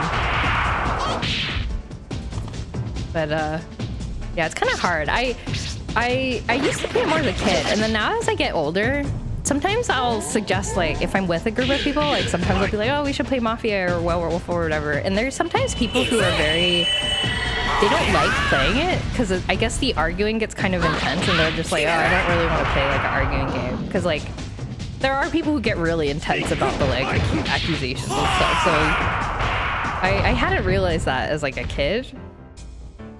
But yeah, I guess like people have had differing experiences with Mafia. And I'm like, no, it's a really fun game, but I understand too. Like if you're more on the non-confrontational type, it actually might be kind of uncomfortable. So that was kind of a thing that I learned. Having the same group probably made the game so intense. That's true, because then you get people who are like actually comfortable yelling at each other. Which I have witnessed that before. So yeah, it definitely depends on the group, I think, and the metagaming, yeah. So, but I think this happens with Among Us too sometimes. Like I feel like Among Us is a lot more fun when you're playing with a group of people who are kind of in the same, you know, they want to enjoy a similar type of game as you. So that's important. You start learning people's tics, yeah. I only ever got to play it maybe once or twice IRL. I gotta fix that. Ooh. Played Among Us once. One as the intruder and never played again. I mean, ending on a winning streak. That is a winning streak of 1.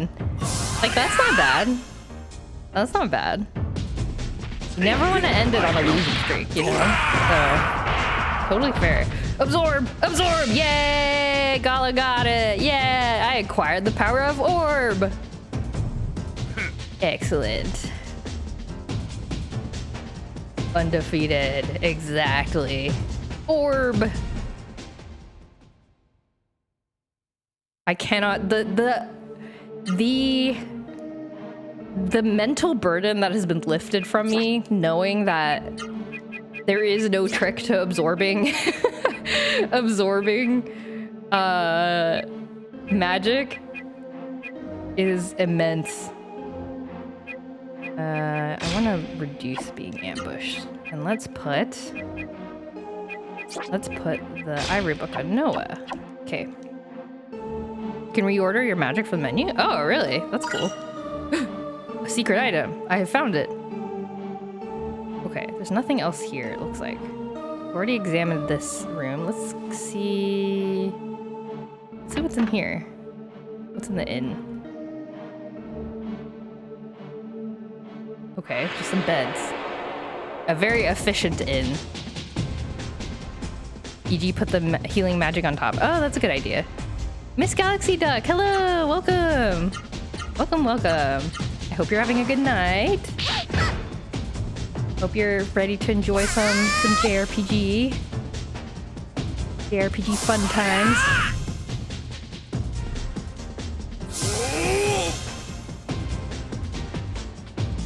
Okay.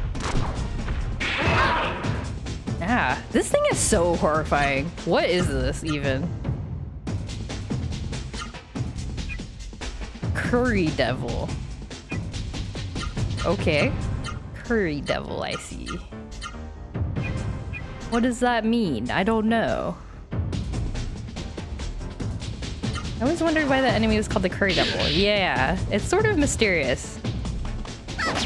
You'd hope it's one of those things where it's like, oh, you don't get it when you're a kid, but when you're older, you're like, oh, okay, I understand. But nope. Nope, I still do not understand. It looks very scary. He's spicy. Perhaps. Perhaps that's the reason.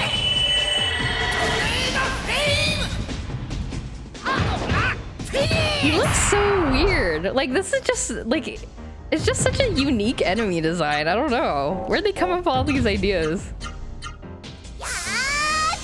Just like a big old triangle with a big mouth. He's an upside down triangle with arms and legs and a big mouth. Yeah, curry. But, I mean, that's what I think of. This is curry devil, and I'm like, I guess the mouth kind of looks like a curry dish? I do not know. Let's heal on. Okay. And the way it gets up. Oh. Oh, it died. It's never getting up again.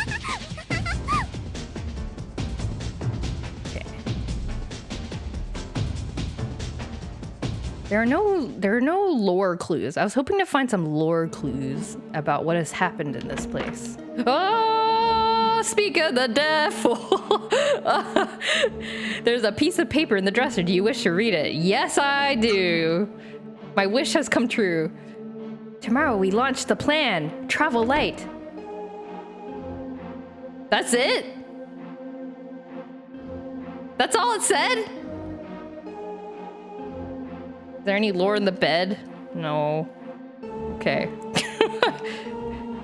Anything down here in this corner? Bushes?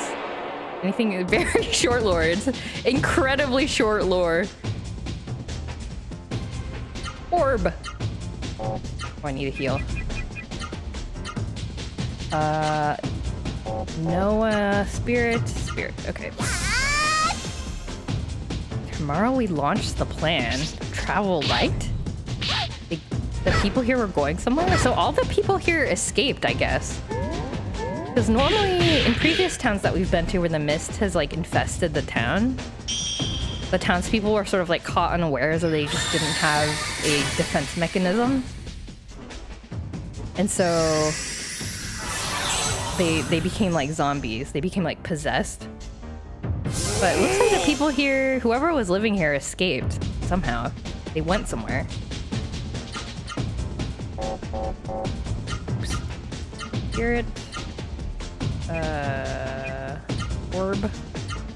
Let's heal Noah, actually. Let's heal Noah. Okay. Curry devil might be a localization error or translator having fun. Yeah, actually, that's a good point. Looking up the Japanese name will probably give some insight.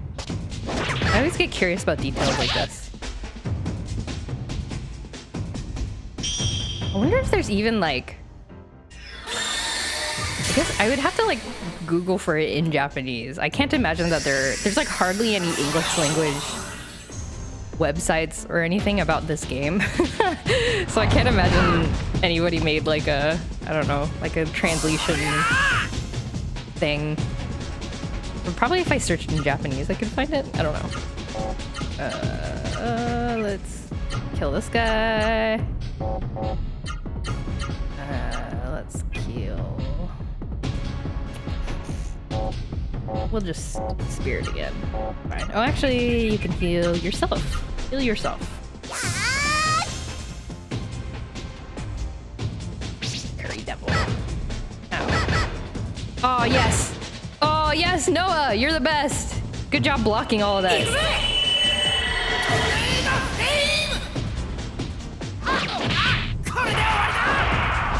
Are you dead? No. Dang. Dang.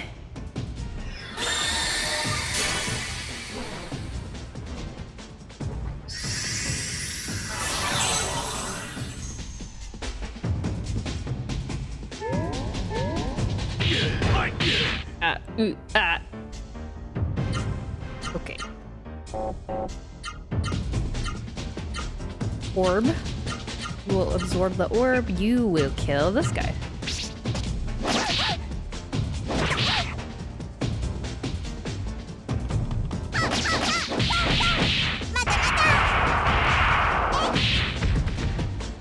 Yeah! Oh, I didn't dare hope. I was like, yeah! Okay, excellent, excellent, excellent. Healing magic for everybody.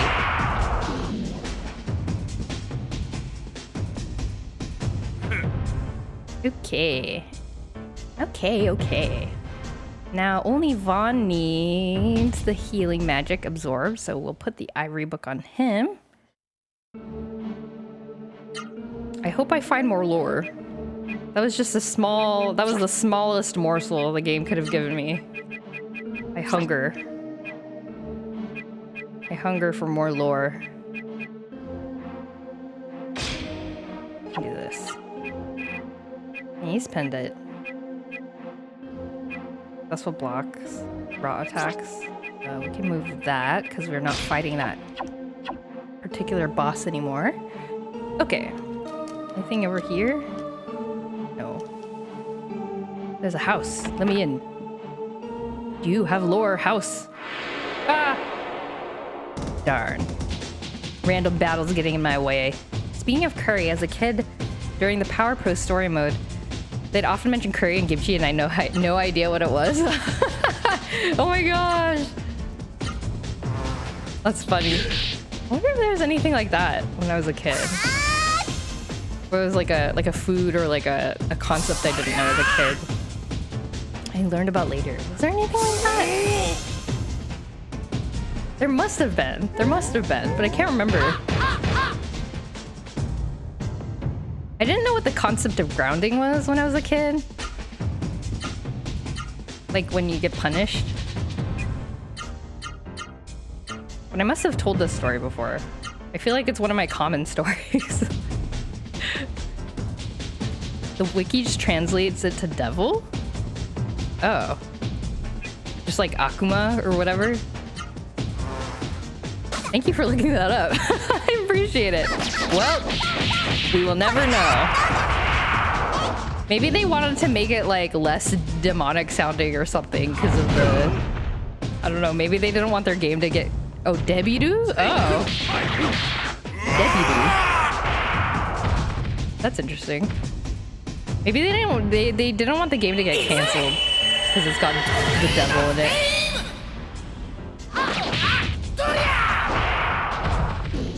When I was little, I didn't know the word for splinter in English, but I got a splinter at school and I didn't know I told my teacher so I could get help. Ah, that's so sad. That's so sad. Oh wait, I wasn't paying attention. Did Vaughn absorb the orb? Wait, so what did you do? Did you just like wait until you... Did you just like gingerly handle your hand until you got home? That's so sad. Oh no! Need lore? Lore? Lore? Ooh, cabinet. I got a speed elixir. Vaughn now has the speed elixir. There's no lore. Okay, maybe there's other.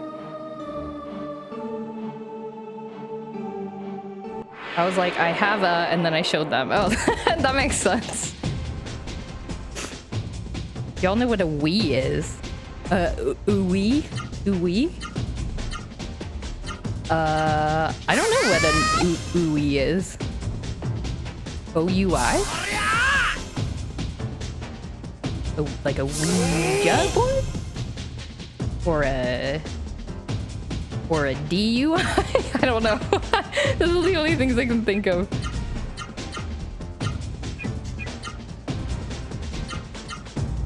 What is a Wii?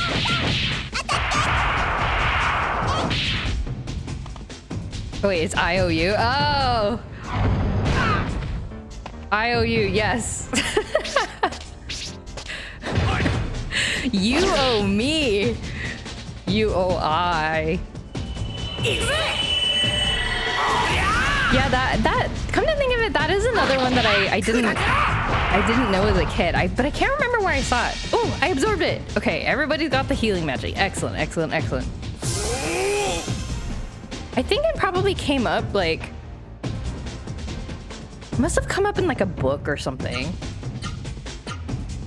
I used to read like there's a series I really liked as a child that was called The Babysitter's Club. There's like a series of like young, like, I don't know, not young adult novels, like I don't know, like kids novels. They were chapter books. They were chapter books for like middle schoolers maybe. And they were very like American. So like I learned a lot of things about like, oh, are these how teenage girls are supposed to act? I don't know. Like, I don't know anybody like this. I was like, this girl has her own phone in her room? That's crazy. What? Who's she talking to? I just learned what that was when we were playing it. Oh. I feel like there's a lot of stuff like that. It happens a lot at work, actually, for me. Where, like, I have a specific coworker. He's very nice, but he... I don't know where... I mean, he's, like, American, but I don't know if he's, like, from the West Coast, but... he says a lot of like sayings that I like don't understand sometimes, and I told this to him once. He was like, really? And I was like, yeah, but I can't think of any right now, so I guess I'll tell you when it comes up. But this is not a phrase he used, but like it's in the same vein as like, that's the cat's pajamas, or that's the bee's knees, you know, those kinds of phrases. Oh, there are stairs here. Do I go down the stairs? I'm scared. Ah.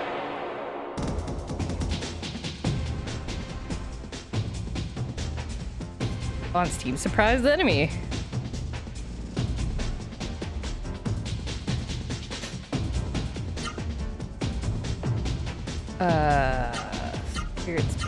Spirit. Yeah, I can't remember. And it's also like, sometimes it's hard for me to distinguish between what's like corporate speak and what is like a saying that people say like outside of work as well, because they both sound like weird. They both sound similarly cryptic to me at times, and I have to like understand. I don't know, I have to like ask somebody what that means. It actually happens quite a lot in like programming stuff. Like I remember when I was an intern at like this web development kind of company, somebody was like, there was another intern actually. I was complaining to them about how I couldn't figure out this bug that I was trying to fix, and they were like, "Oh, well, do you want me to be your rubber duck for you?" And I was like, "What did you say? What does that mean?" And they're like, "Rubber duck." I was like, "What? I do not want you to turn into a rubber duck. That sounds really inconvenient." But apparently when and then I was like, huh? And then they were like, what? And then I was like, huh? And they were like, oh, do you not know what that means? And I was like, no. Ooh, I can orb. I can do orb. Okay. And so apparently it means like, I don't know. I can't, I looked it up, but I don't remember where it originates from, but it's apparently like if you can't figure out a bug or like figure out a problem, you talk out loud about it, and you don't have to even be talking to an actual person. You can be talking to like an inanimate object, like a rubber duck.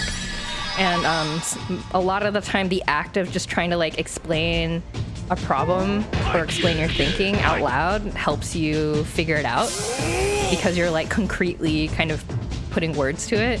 So that's what being a rubber duck is, apparently. Never heard that way I do that though. Yeah, I mean, I feel like, yeah, I'm sure people do it naturally. I didn't know there was like a phrase, like and it's like specific to programming, I think. Like the phrase rubber duck is like, maybe there's other names for it in different domains. But yeah, like rubber duck, I guess, is like a programming term. Trans, hello, welcome. we're playing your favorite game. I cannot get over the fact that you have emotes, that you have Legend of Legaia emotes. That's crazy. A bar! We found the bar! Anybody in here? I code too, but never heard it. Oh, okay. Maybe it's not as common as I thought, but anyway, that was another... That was a time where I was very bamboozled. It happened recently too with, okay, there are no drinks in here, there's no people, there's nothing in this bar, so that is too bad. Orb.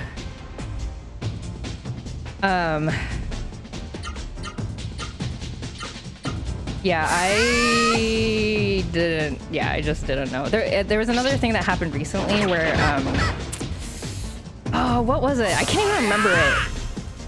I can't even remember it because it was like so weird to me.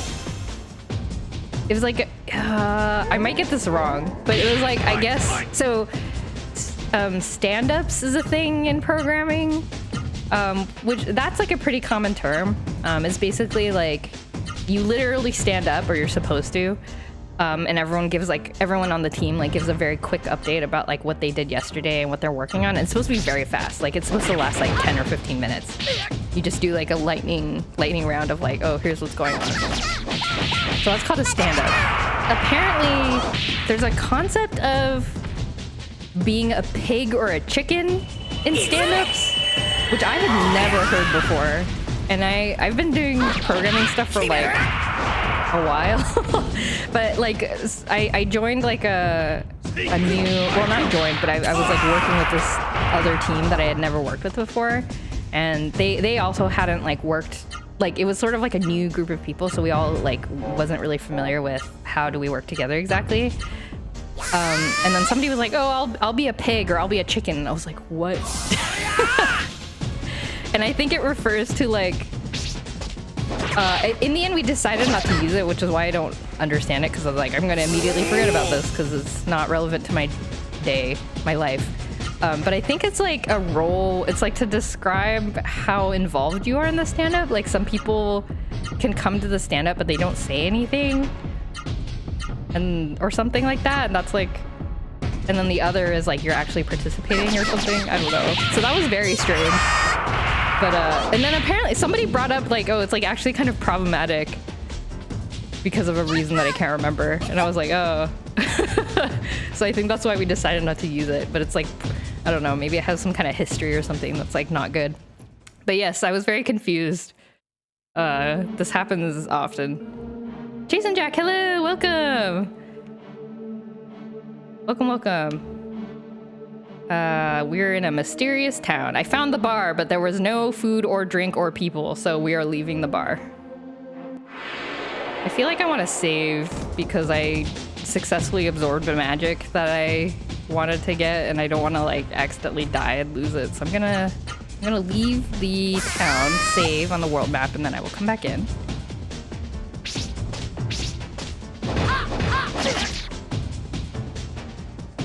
Excellent blocking, Vaughn. Very good. I don't code as a job, so now I'm curious about what other weird terms I've never heard. Me too. It's, I don't know, like, I feel like a lot of companies, I don't know, it must be every company has their own little microculture, which I'm sure doesn't help. Especially when you start a new job, and it's like even beyond the more commonly used terms that people use just in programming generally as part of their profession. Like you join a company and then there's like all these acronyms and like oh, there's so many acronyms. Like I still don't like there's a thing that's in like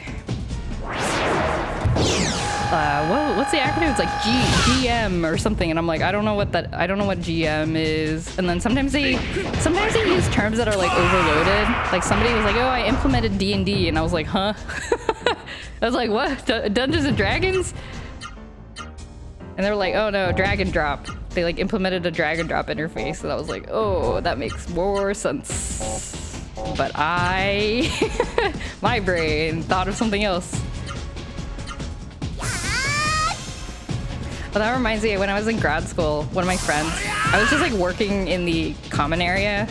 I don't know. I was just like sitting there with my laptop, just working in the common area. And then like one of my friends walked over and they were like, Joy, what do you think of when you hear FFT? And I was like, Final Fantasy Tactics? And they were like, okay. And they were asking me because they were wondering if they were writing a paper and they were wondering if it would be understandable if they were trying to like save space in their paper. So instead of writing fast Fourier transform, which is what they meant by FFT, they were like, should I just like shorten it to, can I just shorten it to FFT everywhere and will it be like clear enough? And I was like, and they're like, yeah, I guess I should. And I was like, I don't think I'm the correct, like, I don't think I'm the correct audience for this thing that you're trying to decide. You should not use me as a data point. The origin of curry is gonna drive me crazy. Oh my gosh, yeah, it's a mystery. We will never know. We will never know. Okay, I'm gonna leave. Okay, I think the only place we haven't examined in this town is the like center area. So we will save out here. FFT is pretty common, I think. For which? For Final Fantasy Tactics or for Fast Fourier Transform? I honestly don't know which is like the more commonly understood meaning. Fourier? Okay. Oh, okay. Okay, so I'm just a nerd, I guess, or a different kind of nerd. Never heard of the other. Oh, let's see. Do I go here or do I go up the stairs? Can I go through this door? I hope the translator is still kicking around. I might have to accost them via polite email. That would be so cool if they were like, whoa, 3 faces. 3, I forget what the other things that Hari has 3 of, but look, there's like 3 symbols on the design here. Can you imagine how detailed this graphic must have been before they had to like mangle it to get it to show up in PlayStation 1 graphics? This looks like this used to have a lot of detail and then they like had to scale it down. It looks like there might be writing, like, oh, I'm trying not to move too much because I don't want to trigger a random battle, but it looks like there might be writing, like, see, like right next to the door, the edges of the door, there's like some kind of kanji looking things.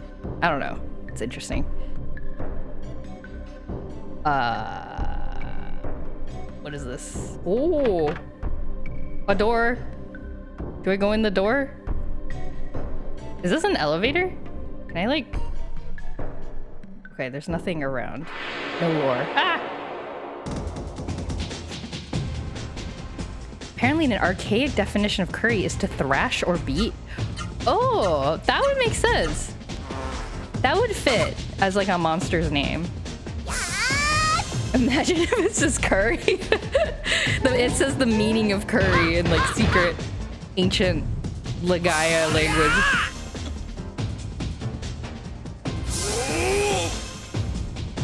Okay, so maybe that's all. Maybe they didn't want to. I think they probably just didn't want to call it devil because I don't know, like demonic, whatever. It's gonna concern the parents or whatever. And so they're like, we'll just name it a curry devil. Kind of like a, I don't know, like a dust devil.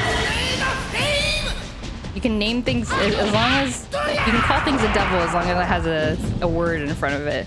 And now it's not demonic anymore. Now it's like, you know, a cute vacuum or whatever. Curried as hide, related to creating leather. Ah, okay. Okay. Wow. Investigator Robolois on the case. Solving the mysteries. Banana devil. What is a banana devil? It sounds cool. Like, I do not know what a banana devil is.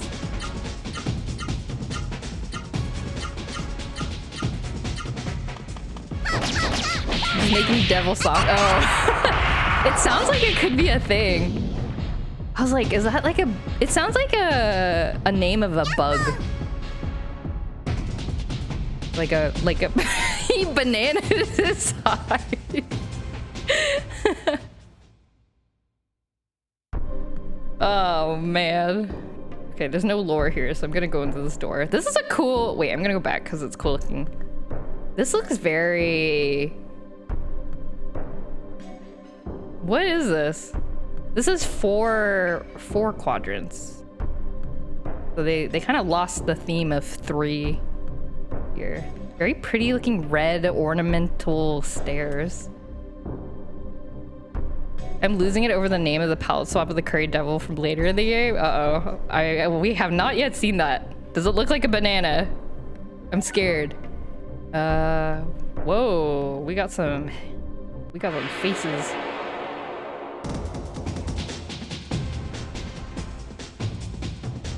Killer bee, man mantis. When will you stop? You're going to get your butt beat. I've got magic Rosaru. I have magic powers. I can kick 9 times in a row. You do not want to mess with this. I hope it's called Banana Devil too. I think that would be great. Or like stew devil. What's like a food that's like curry but not curry? Soup? Soup devil? That sounds... Actually, that could be a real thing. Maybe that's... I don't know. Maybe that's like a trademark somewhere. It's just as inscrutable and ungoogleable as curry devil. Chili devil! Oh no, I don't want chili. I love chili so much. Far be it for me to spoil the name. Okay, we will look forward to it. We will look forward to it together.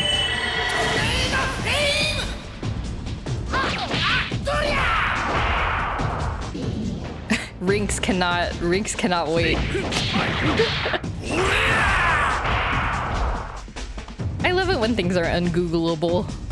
Mostly because you can describe it as ungoogleable, and that's a good word.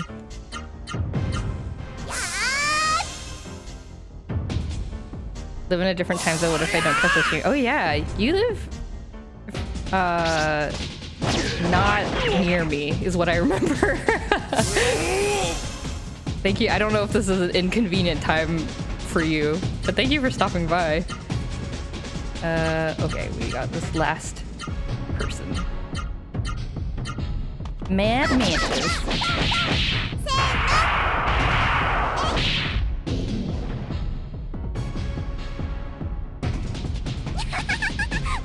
He's so happy for killing Trance Whisper. Good reaction. I'm excited. This makes me excited. Do we read these faces? Weathered letters on the stone statue read, East Gate, the key is wind. Okay. North Gate, the key is earth. West Gate, the key is fire. South Gate, the key is water. Okay. Book? What is this? Book? Book of Prophecy! That's what the... What's her name? Sasha told me to read these, and then the way will be clear to the heroes. It's noontime at the moment, but JP times would mean I can miss US and EU streams often. Yes, that's fair. Totally fair. Book of Prophecy, Volume 1. Yes. Did Vaughn just nod to the narrator? It's like, do you wish to read it? And he was like, uh-huh. To those who walk in the mist, this is the first prophecy. Read it well. Be warned, take heed. The mist is death in disguise. The mist is a cradle of madness. History warns us. History? The mist stops time, the mist brings chaos. Wait, so this has happened before? Is that what this is saying? When the evil mist appears from the west horizon, leave everything and run for your lives. The god Rem awaits you all in the hot depths of the earth. Until the heroes of Rosaru defeat the mist. A cliffhanger, okay. Volume 2. That's volume 3. I don't want to read it yet. Volume 2. Yes, he nods to the narrator. Do you wish to read it? Yeah. This is the second prophecy. Read it well. When reality turns into a nightmare and nightmares bring despair, the god Rem is the last hope. Rem leads the humans to the depths of the earth, and in his bosom destroys the mist nightmare. But hear this, heroes of Rosaru, those who walk through the mist. Thou must show a sign of being the heroes of Rosaru. The path to Rem's bosom is ever steep and hidden in darkness. Gather at the gate of shadows. The path to Rem's bosom can be found only there. What if I don't want to go to a bosom? That seems overly intimate. Oh, we surprised the enemy. Gate? The path of darkness? Darkness? We have to go to the... What does it say? The gate of shadows?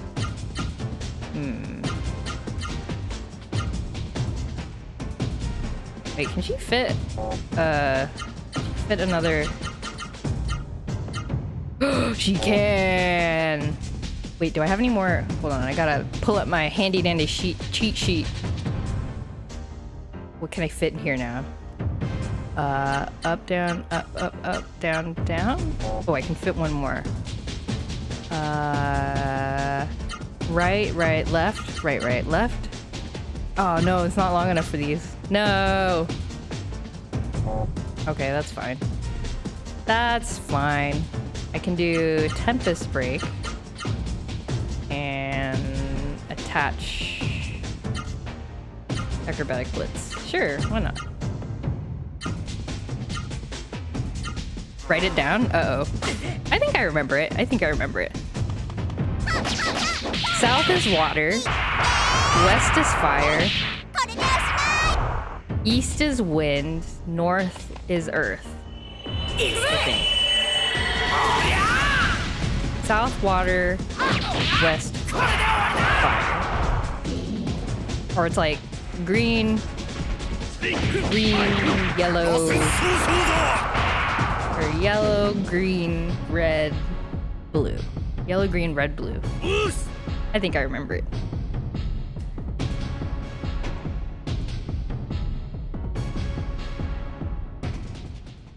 Let's go to book number 3. Yellow, green, red, blue. Yeah, okay, I think I remember it. Volume 3. This is the third prophecy. Read it well. The path to Rem's bosom is at the Gate of Shadows. However, the mouth of the Gate of Shadows is shut. The Gate of Shadows is a stone flower. Only words carved in the 4 faces make the flower bloom. Speak to the 4 faces, find the words engraved in the faces, and engrave them in thine hearts. Okay, so memorize what these things say. I have done that. On the pedestal is volume 4. Yes. Those who walk in the mist, this is the 4th prophecy. Read it well. The Gate of Shadows is a stone flower. The words of the 4 faces will cause a great flower to bloom. However, for the true gate born in the flower, seek out the key. That key is the Star Pearl, a silent treasure that slumbers deep under the palace of Rem. The Star Pearl will open the true gate. Heroes pass and take the ancient path to Rem's bosom. In the distance, the sound of some machine operating is heard. That's so scary. That's so scary, actually. There's nobody here. Why machine going? Ah, my god. Oh, okay. Flap, flap, flap. Flap, flap, flap. Flap, flap, flap. She's so shocked. On, Gala, stairs. There's stairs now. Wow. The secret will be revealed when you read the 4 books. So this is what the message Hari gave to Sasha meant. That star pearl must be at the bottom of the stairs. Vaughn, let's go down the stairs. Okay, let's go down the stairs. Dun dun dun dun dun dun dun dun dun dun dun. Elevator?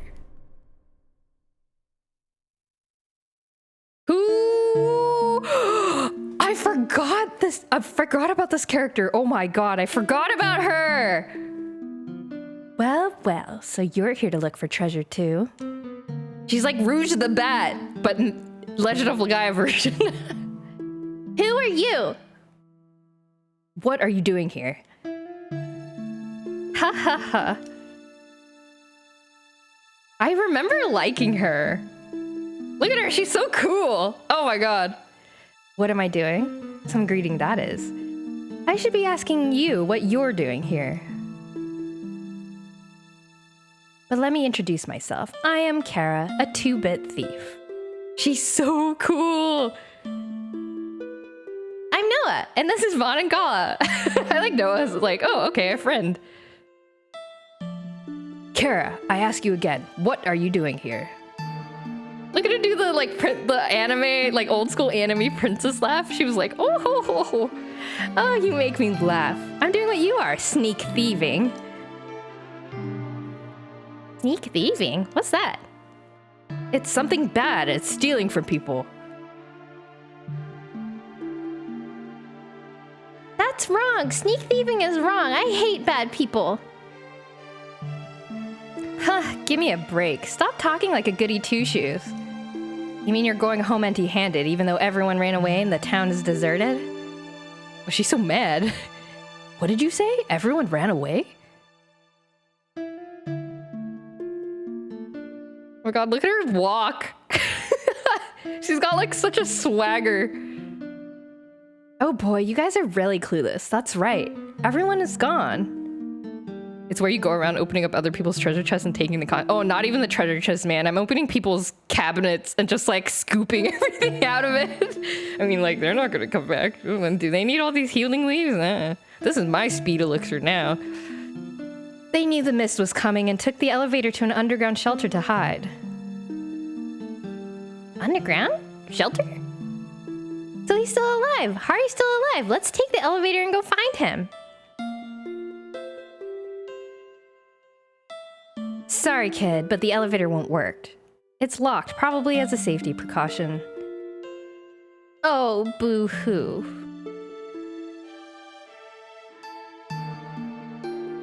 Oh, brother. Say if it's valuables you're after, there are none here. The townspeople must have taken everything with them when they went underground. She's so cool! The only thing I found was some measly jewel called the Star Pearl or something. Wait a minute, Kara, the Star Pearl, where is it? You want that piece of junk? Ha ha ha. Well then, I'll tell you where it is. I palmed the Star Pearl off on a jeweler in Jeremy, I think. His name was Zalan or something. Kara, wait, we still have much to ask you. Oh yeah? Well, I don't have anything to say to you. See you later. Why did you come here? She just came in to harass us and then leave. We didn't even have anything she wanted. She just like came to talk because she was bored. I don't get it. How can she travel through the mist at will without a Rosaru? Indeed, that is a very interesting question, Gala. The Star Pearl! Vaughn, Zalan and Jeremy has a Star Pearl! Okay. Oh, we can't go in the elevator. Power must be turned off. Okay, well, we shall leave. Yeah, exactly, that emote. Exactly. Oh, I'm gonna have so much money after roaming around out here. I'm kind of wondering if I should wait till the next town to upgrade stuff. And maybe I should just not. I seem to be surviving okay. Maybe I should. Intrudes, harasses, refuses to elaborate. Yeah, exactly. Lois!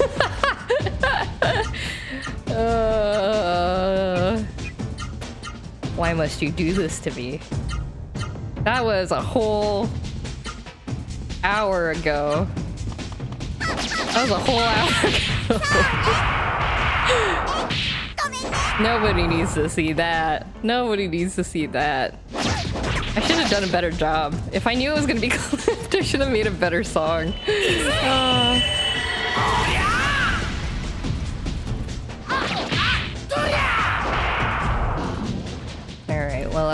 take out my frustrations on this mantis, which is just minding its own business. Probably has a family. He'll never see. This curry devil will never see his family again. The kid was so... That was such a great NPC. You're just like, I shall sing for you.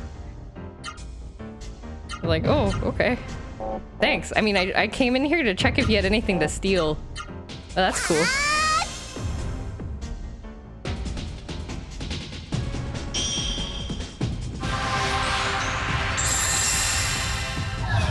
Orb. I like how it comes now. It's like, it like rides its own orb to like move around. And then when it's done moving around, it just puts the orb on its head. Such a cool creature. What a cool creature design. I would love to see like a documentary about how this game was designed. I feel like I want to know, like, where did all these ideas come from? I want to know.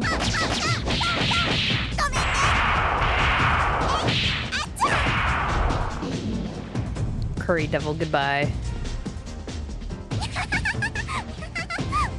She's so happy.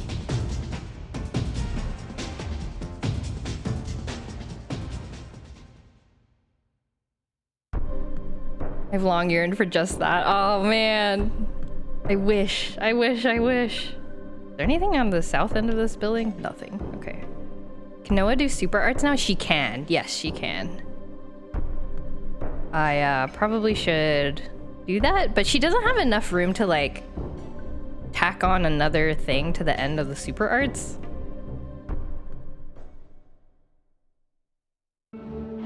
Why use the word curry for your devils? For your devil frequently asked question. If you could ask the developers of Legend of Legaia any question, what would you ask them? That would definitely be one of them. Okay, now we have to go all the way back to Jeremy. I should have just waited. Should have just waited to see Zalan again. Oh wait, can Noah do... Yeah, she can only do her first two super arts.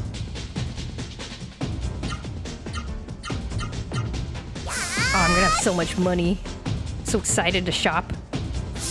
Doc, hello! Welcome to the stream. Welcome. I hope you're down for some more. We're playing Legend of Legaia tonight. We're having some good retro game times. Good. Oh, by the way, I don't know why I was suddenly remembering this. Did you all watch the Nintendo Direct?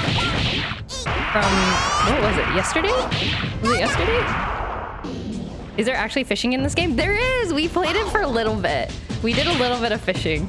Apparently there is a secret item. Robolos was saying there's a secret item that you can only get from fishing. I do not know what it is, but if I want to find it, I have to fish a lot. Yeah, but I had totally forgotten, but once I saw the minigame interface, I was like, oh yes, I remember this. I do not like this lip monster. You will literally have to grind. Yeah, I mean, it might be kind of a fun... I don't know. I wish I was not... I wish I could play Legend of Legaia handheld, because I would, like, sit on the couch and fish while watching YouTube. Like, I would totally do that. Yes, before I scream, is there anyone here who doesn't want to be spoiled? Yes, speak now or forever hold your peace. I would like to... Or, like, I don't know, don't look at chat or something. And I guess mute me. I would like to talk about the direct.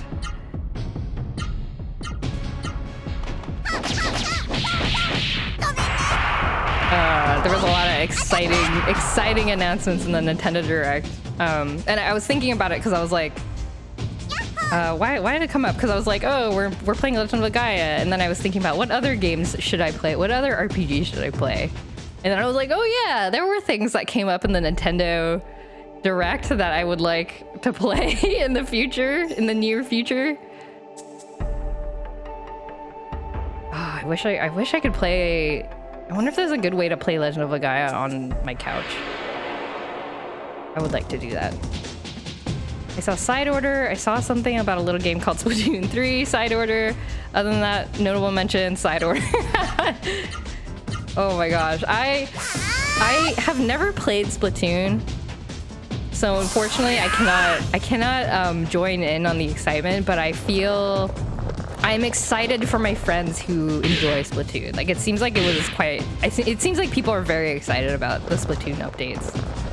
It looks kind of cool. Actually, not knowing anything about the game, when I saw the footage from that side order, which I guess is kind of like a solo mode, like solo story mode, I was like, this looks like Nier Automata, but Splatoon. Like, you got like a little buddy flying around with you. You're in kind of like a weird post-apocalyptic monochrome world. And I was like, honestly, like, that intrigues me. The fact that it looks like Nier Automata intrigues me. I barely like Splatoon. I'm just excited for a roguelike on Switch. Ah. Okay. Side Order is like its own separate palette. Yeah, it seems like, I mean, if as a solo experience, I could probably get into that. I'm not super into like competitive multiplayer stuff, but I don't know. It's like, for me, I have Super Smash Bros. Ultimate, but I've like literally, mostly because my husband doesn't play Super Smash Bros., but I've literally like never played the multiplayer on Super Smash Bros. I've just done the little like, what do you call it? Like that little adventure mode. Looks so different from the main game. Yeah, it looks very different. Like, definitely is a different vibe. It looks cool though. Oh, this is the wrong town. I'm supposed to go to Jeremy, not Vidna.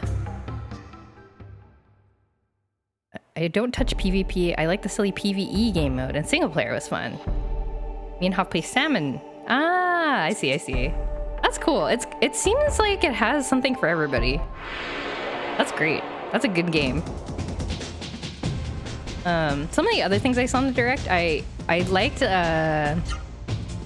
what is it called? Another Code? Or no, Another Memory or something? It was the remake of the 3DS game.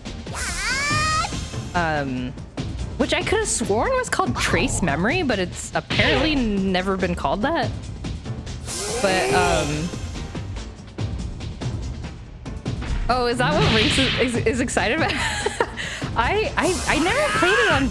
I've played a lot of DS games, but I never played that one, I guess. Because it didn't look from it. I remember seeing the girl, because I think it was on one of the, like release... It was one of the, like, very early DS games. And I played a lot of those early DS games, like Hotel Dusk and some of the other ones, but I guess I never played that one. Did I play it? Lois thinks I played it. Maybe I did play it, I just don't remember. But anyway, it looks different enough. Like, I don't know, it looks different enough in content and graphics that it's probably worth playing again. More excited they're releasing The Last Window, which only first showed in EU. Yeah, that was cool. They were like, oh yeah, we're releasing this never before released in North America sequel. Like, that's always super exciting. It's like, yes, more of that, please.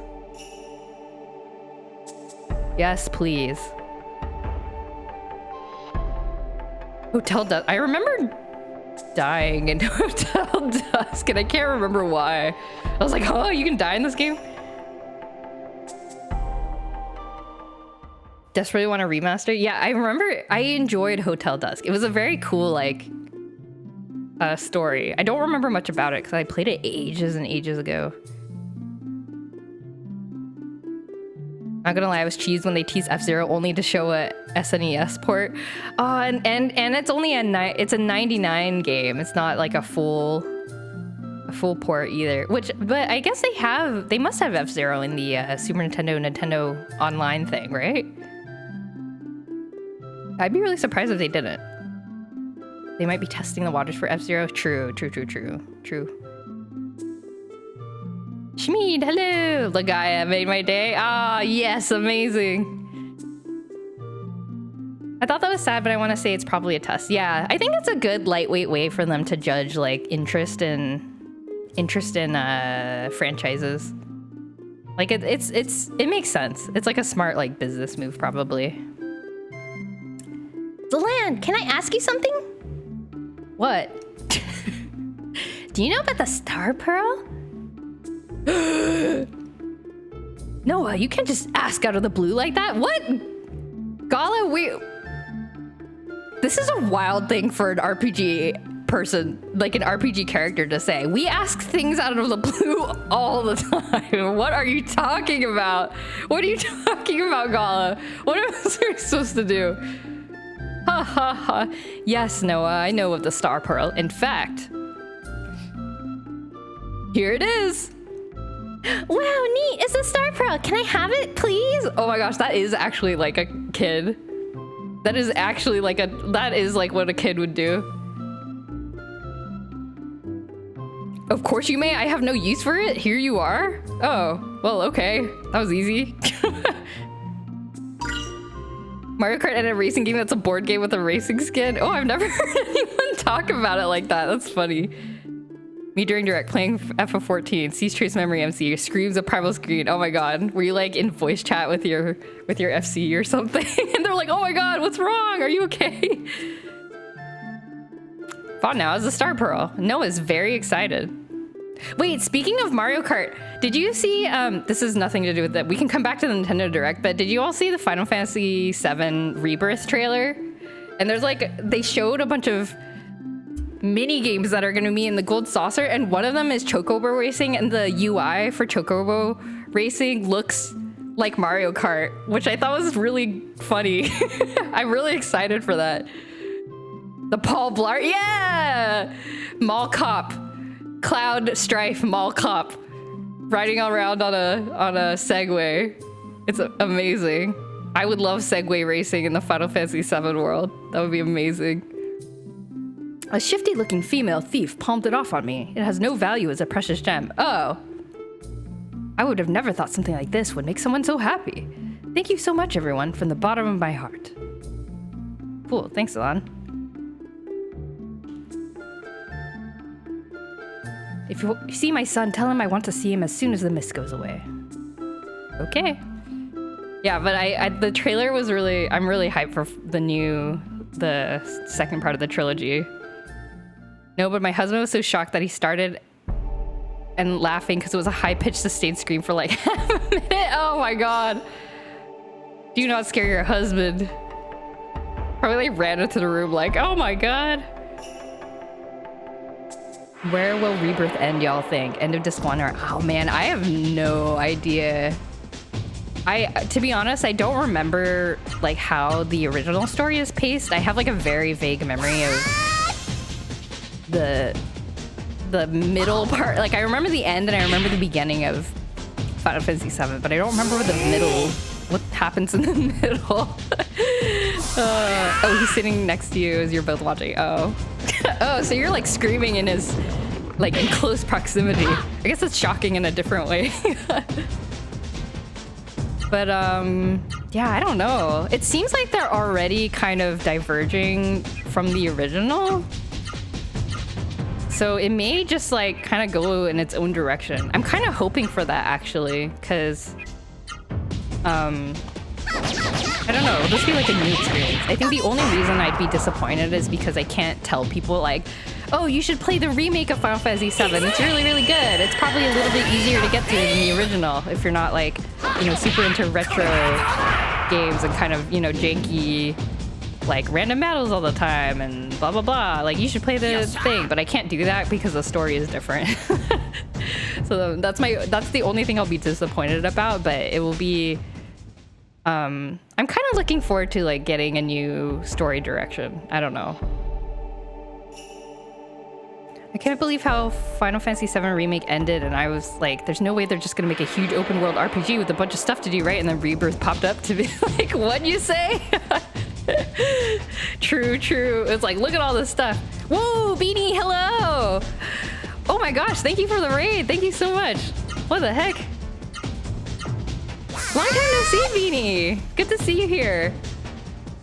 2 ranks tonight. I know, this is crazy. Everybody loves Legend of Legaia. Hello. Welcome, welcome. We're playing an old school PlayStation 1 RPG called Legend of Legaia. One of my favorite childhood games. We're beating up some monsters in random battles, you know, classic JRPG experience. Oh, good times here. I don't know about Legend of Legaia, but I sure do love my buddy Jojo. Aw, thank you, Beanie. Thanks so much. We were just chatting about the recent Nintendo Direct and the recent Final Fantasy VII trailer. So yeah, join in with thoughts if you have any games that you're excited for. I was thinking about, like, you know, from the things that were announced in the Direct, like things I would want to stream. I definitely want to stream Final Fantasy VII Rebirth. I think that would be a really fun thing to like experience with other people. Jojo, I managed to finish 2 whole Fakemon designs in a single week. Awesome! That's amazing. It's always nice, like, productivity, being proud of things that you have made and like doing it in a time frame that you were like proud of. That is always a great feeling. I am happy for you. I didn't get to see the Direct, but I'm excited for all the Mario content. Oh my god, there was so much Mario content.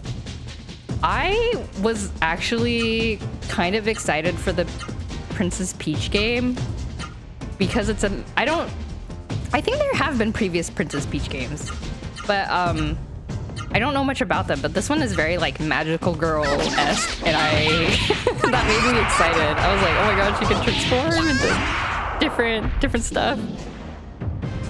Heard that Vanillaware has a new game coming out. I'm really excited for that. Oh yeah, oh, what was it called? The only thing I remember from that section of the Direct was that it was like, it said the phrase like, welcome to the revival of welcome to the revival of tactics style games. I was like, whoa, that's like that is a very high promise. This game has a lot of confidence. Unicorn Overlord. Sorry, not Overload.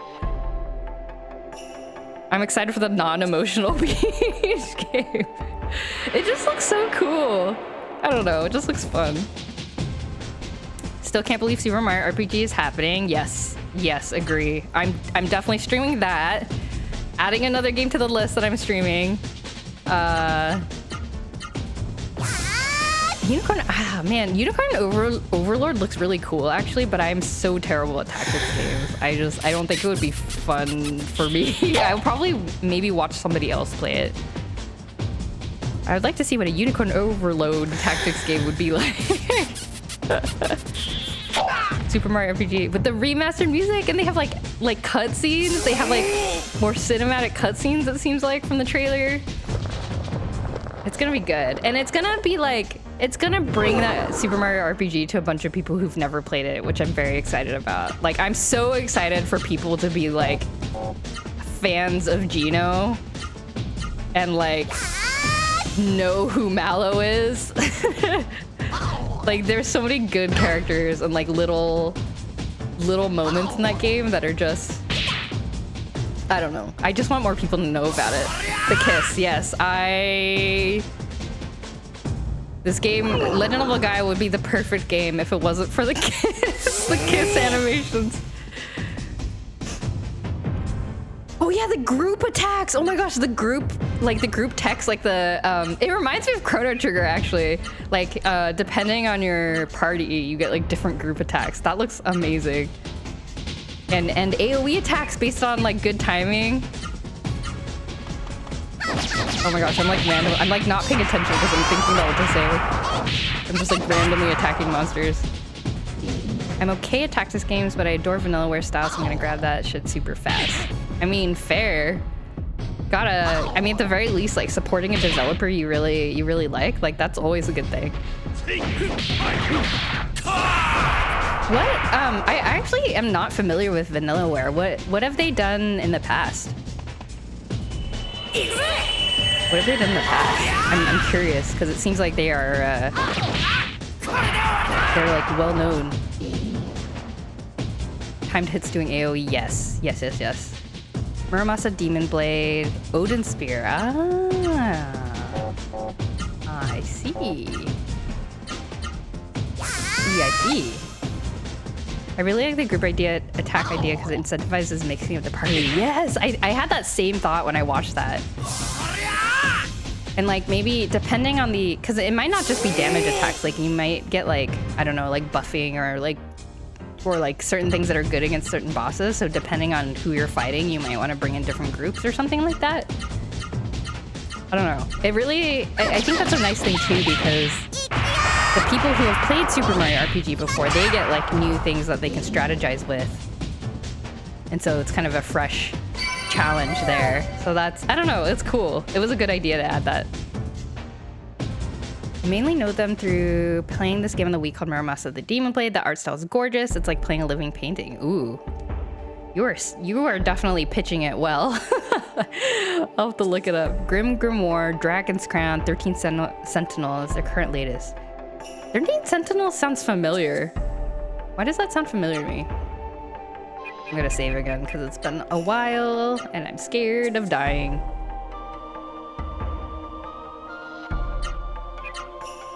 Okay.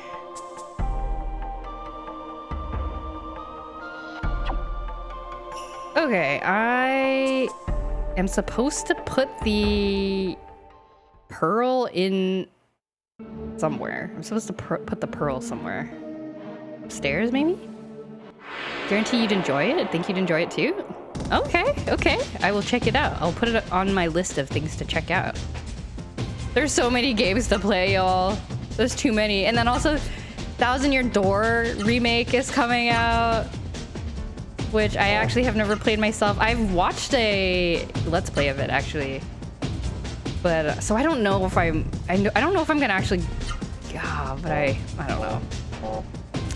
I don't know. Should I play it? I should experience it for myself. I don't remember it. I watched a Let's Play a long time ago. Perhaps it is worth playing. Too many games. Too many games. There's too many games. Too many good games. The only thing I'd say is, Dragon's Crown got a bit of a hoo-ha for the bubblicious, buttlicious babes. However, Kamitami also drew overbuff men and pretty men, so I'm of the opinion that it wasn't one-sided. That's fair, that's fair. Check your walkthrough right now on where to go next. It just says take the long trek to the northeast and follow the path around. Oh, the northeast. This is not the northeast, is it? I am in the wrong place. Oops. Muramasa has some big DD fox girls. That's okay. I play Granblue Fantasy. I am not a stranger to big TD fox girls. Get really hyped for a game and then give up on it really quick. Nothing you really hold my attention. Oh. You know, sometimes that happens to me. I tend to, sometimes that happens to me. Like, for example, when like the Whole Sims game direct came out a little while ago, like there's a lot of games where I was like, oh, I should, and a lot of the games that are announced in there are like, oh, like there isn't really like a set release date or anything, but you can wishlist it on Switch or whatever. And so I would go do that, and then like, and then it takes like years to come out, and then like a year later, I get an email notification from Steam being like, oh, like this game that you wishlisted is out now. And I'll be like, what is this again? I don't remember. And then I'll go look at the screenshots, and I'm like, this just looks okay, I guess. And then I just like remove it from my wish list. So I don't know. I give myself like I guess it's good because it gives me a second chance to kind of evaluate it. So I don't like completely forget about it, but I do find that happens kind of often actually, where I'm like, I was excited enough about a game where I wanted to keep track of it, and then later I'm like, I'm just okay.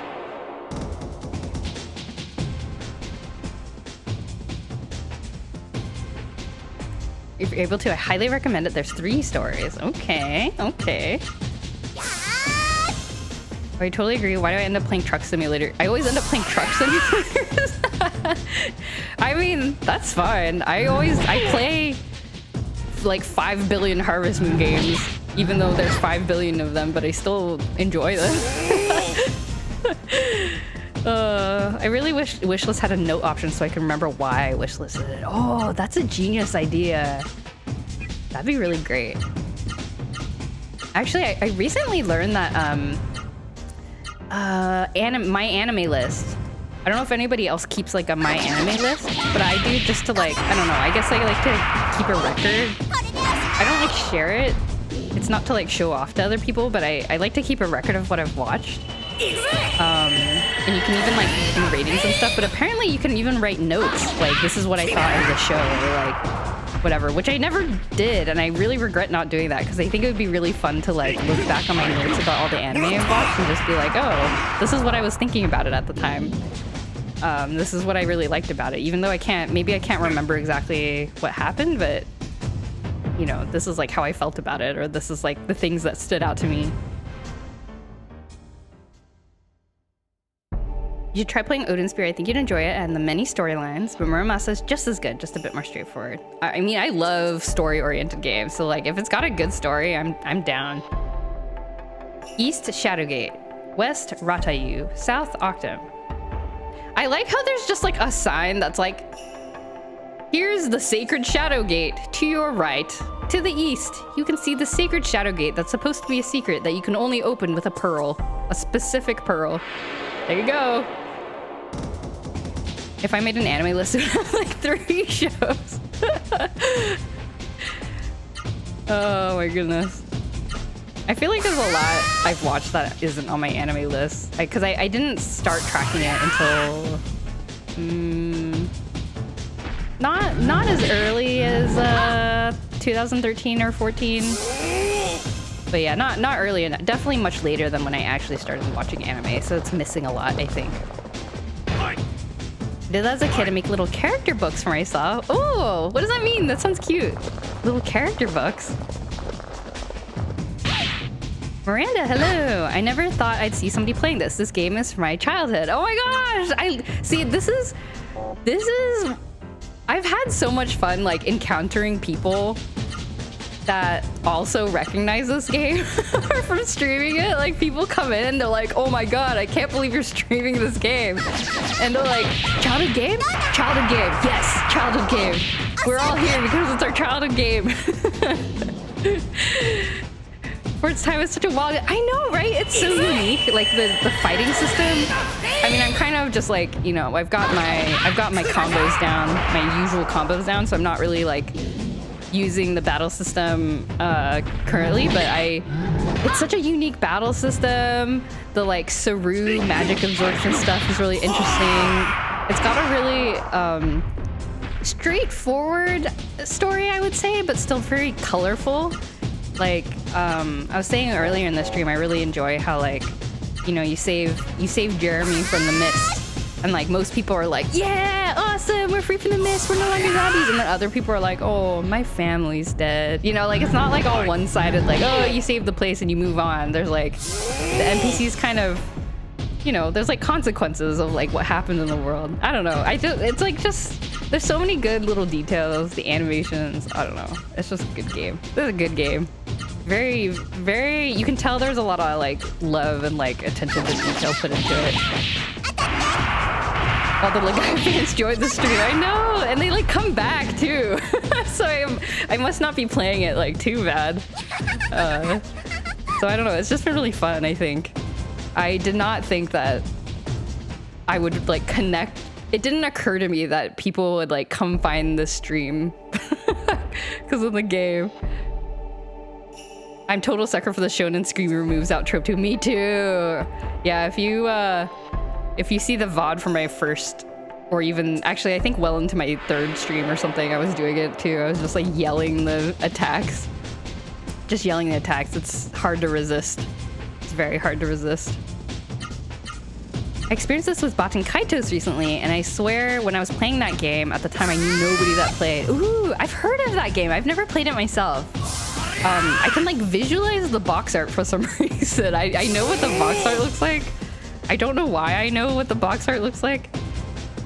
But yeah, there's a lot of PlayStation games I have not played that would be really, I don't know. I think it'd be fun to explore older retro games from like this era that I have never experienced. It might be fun to play them for the first time. I think the old school fans would get a kick out of it, you know? I hate this. Okay, this attack would not be so bad if there wasn't like a sighing sound effect as it happened. Like if it was just the lip and then like the kissy sound, like that would be okay. I would be able to, I don't know, I'd be okay with that. But I love watching practice on the screen when it was announced as a remaster in the... Oh, was it? Wait, I vaguely remember this. Oh, so I can play it. This is a, so I can experience it. This is a good time for me to experience it. I can experience Boss and Kaitos because the remaster's coming out. That's great. I had totally forgotten about that. It just released this 14th. Oh, like yesterday? Oh my gosh. I'll have to check it out. There's so many games. There's so many games. Ah, too many games. Where are we gonna finish them all? When am I gonna finish them all? I got the collector's edition. Ah, a true fan. A dedicated fan. Amazing. Though to be honest, I feel like, I don't know why I feel like there's so many games to play, because I feel like I'm playing games more than ever. Now that wait, was I going up or down? I can't remember. I was going down. Okay, I'm going down. I feel like I play games way more now that I've been streaming. This looks like a Shadowgate. This looks Shadowgate-like. The backlog continues to grow, especially because, oh my god, no, I extremely enjoy the fact that people come in and they're like, oh, you should play these games. Like, I love hearing people be excited about things that they love, especially video games. But dang, it does not help me get through my backlog.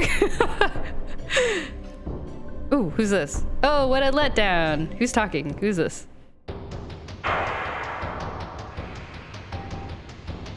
Who the heck? We have not seen this person before, I'm fairly certain. Who are you? You look familiar though. Or I mean, like, I remember him from my childhood. It's a wonderful time for indies at the moment. True, true, true. There's a lot of like, I don't know, like a comfy game. Like, I feel like that's like a big thing now. A lot of comfy games. I finally get to see the Rosaru heroes who defeated Zeto, and they turn out to be kids. He's got cool hair, this guy. Who are you? G. Delilahs at your service. Oh, the Delilahses! I remember them! There's more of them. There's like a family, I think. That Zeto is pretty pitiful to let a bunch of brats like you defeat him. You! That Saru you're wearing. Oh, she's so mad. Noah's so... I love her expressions. Is this a bad person like Songi and Zeto? Bad person? Oh, brother. Hey, blue-headed brat. You seem to be the leader of this kindergarten class. Why are these options? Actually, Noah's in charge. Obviously, Gala's our leader. Wait, I'm gonna save state because I want to know what he says. Hold on, let me save state because I want to know what happens if I pick these. Where's my mouse? Oh my god. Where the heck? Oh my god, did my mouse run out of battery? What's wrong with you? Hello, mouse, please work. Okay, there we go. Okay, let me save state because I want to see what happens. Save state. Actually, Noah's in charge. Bon, what are you saying? I'm following you. Oh, okay, that's all that happens. Let me load state. Gall is our leader. Vaughn, stop joking around. You're the leader. Okay, and now I will load state again because I cannot bear. I know it has, like, the game probably doesn't remember what my responses are, but I want to be a good boy. Welcome back, Beanie. Wife came home from work, so I had to talk to her for a bit, but I'm back. I'm good. I feel like talking to your wife is a good reason to be away from the stream. Aw. Wait, did you... Wait, when did you get married? Because last I talked to you, you had gotten engaged. Did you have like a... Did you like go do... Oh, wait, no. Maybe you did get married? I can't remember now what the latest update is. I knew it. Well, Vaughn, let's see how good you are. Fight me one-on-one. Oh, wait, do I have to fight him? I should have saved. Hey, how come you want to fight just Vaughn and not me? One-on-one combat is a Delilah's family tradition. I'll fight you later. Oh, she's still my fiance. It's just easier to say wife. Oh, I see. That makes sense. You'll get used to the, that's actually kind of funny because like I was talking about, how it took me a while to get used to saying like my husband when we got married. I actually got kind of used to saying fiance,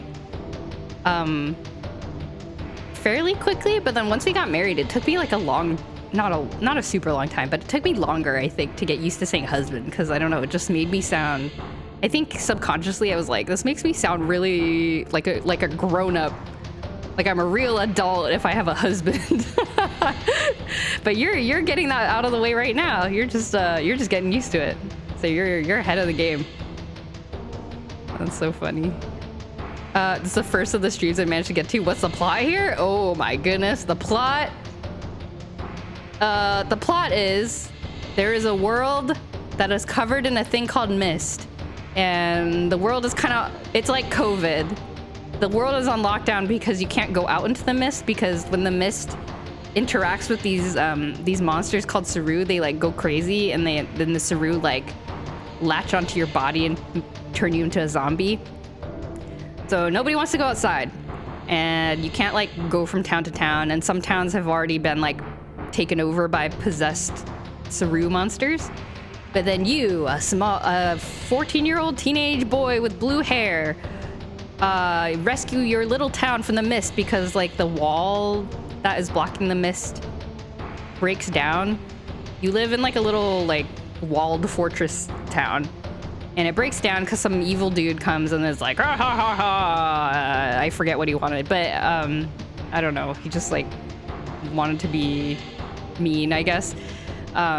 There's a Genesis tree in your town that's like a sacred tree, but not that sacred because they also nail a town map to the tree, which mysteriously disappears during cutscenes later. But you decide to pray to the tree, and the mist like doesn't come to the tree, and then you pray to the tree, and there's like a little guy inside and goes, hello, I am a monster, but not like those other monsters. I'm like a cool monster, and let me team up with you to fight stuff.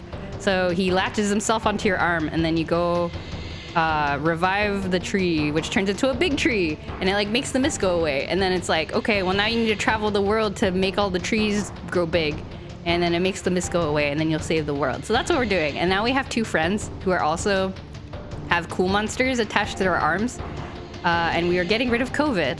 That is the story.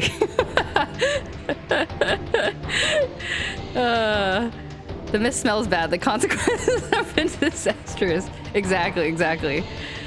Well, Vaughn, don't run away. Fight me. Should I fight him? I don't know if I'm like healed up or whatever. I mean, I'm not gonna back down. Bring it on. Most admirable. Now prepare yourself. Older brother.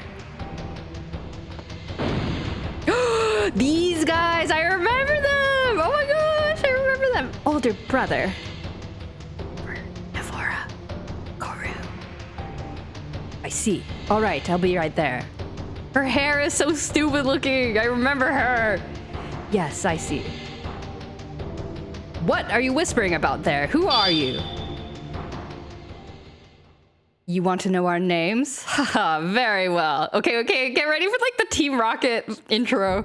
Oh no, did you see Noah? She's like, yeah, I do want to know your name. She was like nodding. Did you see that? Oh my god. I am G. Delilus, expert at delivering a fatal blow to an opponent's body. Yep, there he is. I am Lou Delilus. I strike with lightning speed. I am Chair Delilus. Brute strength and chaos are what I am about. Kakashi and Princess Ruto looking different. You're so right, though. We are the Deliluses. I like how the two siblings have like cool poses, and then this guy is just like, I don't know, like the most non-intimidating like spread eagle pose. He's just like, oh. Speaking of COVID, I made the mistake of watching Bo Burnham's Inside a few nights ago. Somehow the hindsight of that time period actually made the viewing experience more upsetting. Did we talk about this in chat like some streams ago? I feel like we talked about that movie a while ago and I've completely forgotten. Maybe because I got scared. I'm scared to ask, but what is that movie? What is it? Vaughn, I thought we could play together, but now I don't have the time. I'll let you live for now, but next time I see you, I'll have your life. Why do they want to fight me? Oh no, look at her. She's like pretending to be them. She's so cute. Noah, what are you doing? We don't have time to play. Do you know who Bo Burnham is? No. A director of some kind? It's giving Cypher Fujin and Raijin from FFA. Yeah, it's like that. It's vibes like that. Totally. Boo-hoo. Okay, well that was interesting. Oh, this is where we type in the colors that we saw in the temple. Okay. Zenor and Gizam. Wait, do I have both these guys? I have Zenor and Gizam. Okay. Vaughn has it. Oh, Noah doesn't have Zenor. I kept calling it Renoir for like most of the previous stream. That was really embarrassing. I was like, why can't I absorb Renoir? But yeah, tell me about Bo Burnham. They sound famous. Like the name sounds familiar, but I do not know them. Probably because I actually don't watch a lot of movies. Is my excuse. He's a comedian. Oh, never mind. He did a few live shows back in the 2010s, but the experience gave him anxiety and panic attacks, so he stopped away from that and started directing and writing movies. Oh, okay, so he is a director. Cool. I'm glad I wasn't too far off. My embarrassment will happen a different day. Absorb! Dang it. Ah! I want the fire magic.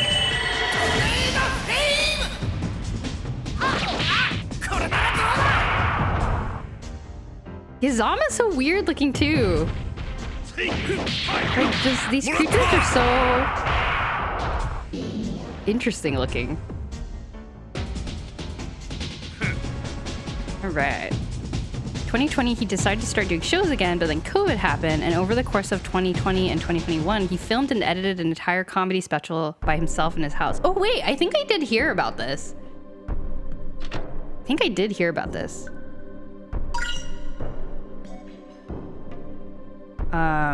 But yeah, I never bothered to like look it up myself. But yeah, it sounds interesting. Secret path. The walkthrough has pointed me to a secret path. Ah, 2 Zenors! Excellent. I will heal with orb. Spirit? Spirit, I guess.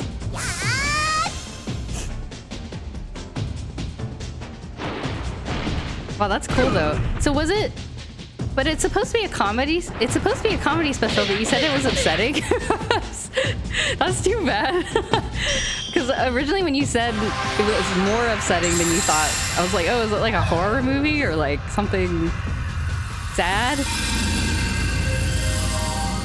but I guess it was supposed to be a comedy special. The entire thing is very emotional, introspective, and focuses a lot on how the globalization of internet has done more harm than good. And the entire course of the special, you see him slowly grow more and more depressed due to isolation. Oh no!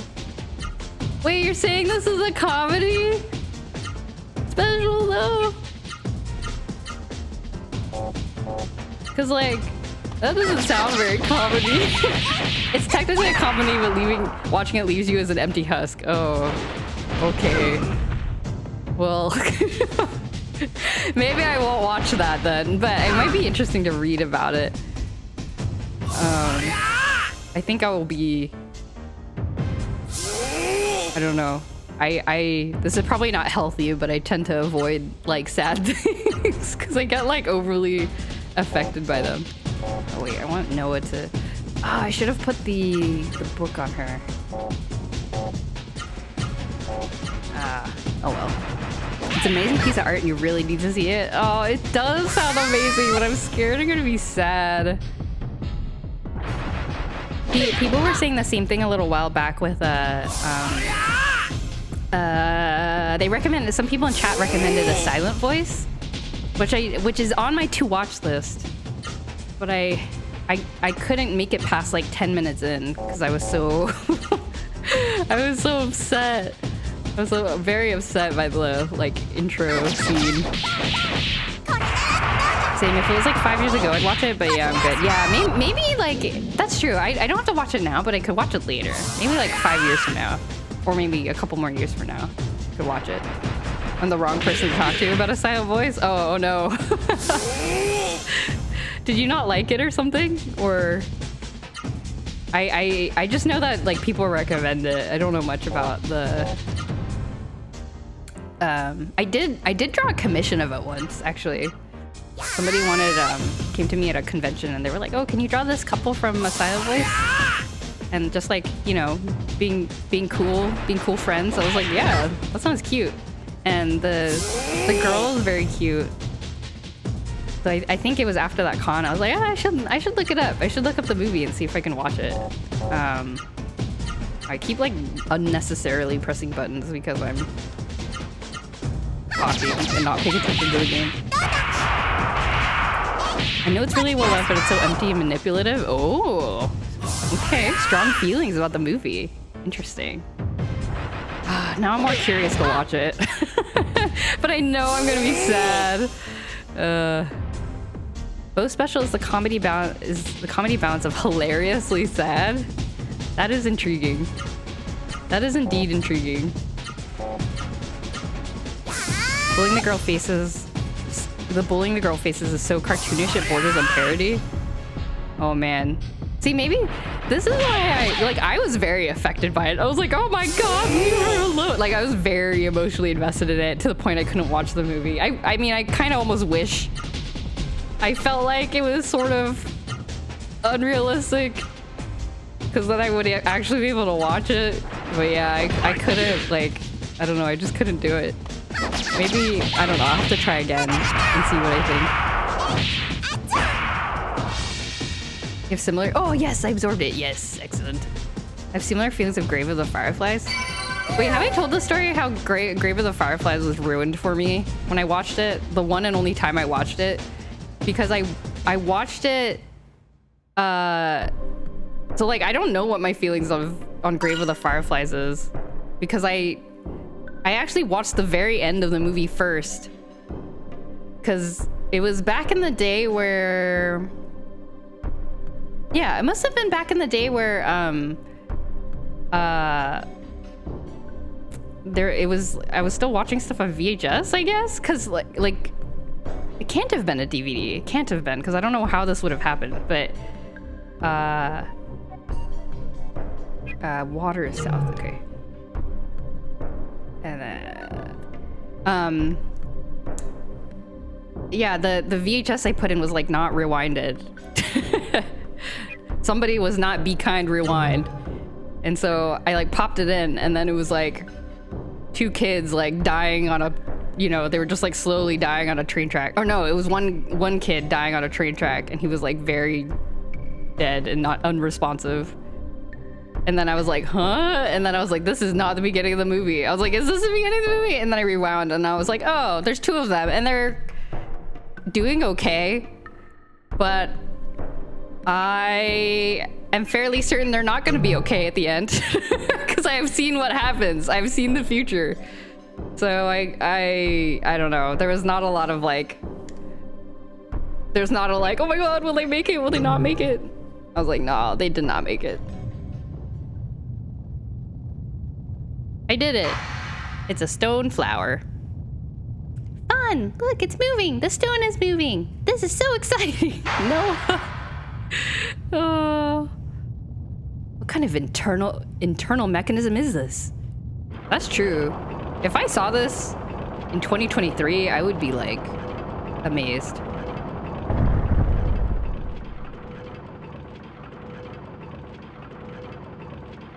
Wow. Ooh, the stone is very flexible. My negativity towards Grave of the Fireplace comes from knowing about the production of the film and the directorial intent more than the actual film itself, but it's still mostly unenjoyable for me. Ah, I see. Yeah, it's sometimes like background knowledge also makes it like you can't really deal with it anymore. Like, or it's like just not, it's hard to enjoy something when you know like stuff outside of it, even if it's not part of the media itself. But yeah, I understand that feeling. Oh wow, look! Fun, look! The big stone flower opened. I would have loved a lamp version of this flower that also opened up. That's a great idea. Okay, Legend of Legaia merch. A stone flower that opens up when you put a pearl, oh, when you type in 4 colors in the right order. And it turns on the lamp. That would be a market of very few people, I think, who would buy it. Vaughn, look, the center of the stone flower. Some strange thing is moving. That looks like water, my dude.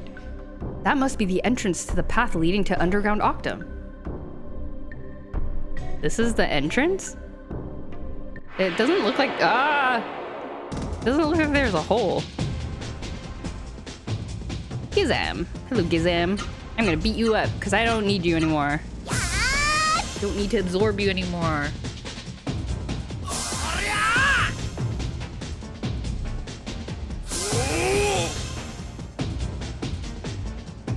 Beat up the Gizam. It has a weird mouth.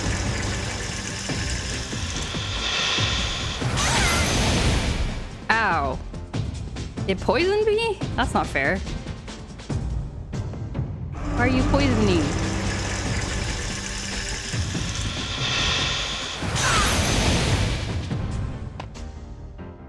Kinda weak though.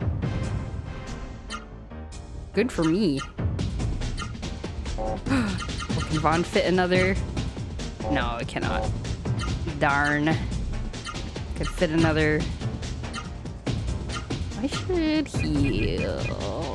I should heal Noah, because she is purple. And that's not healthy. Okay.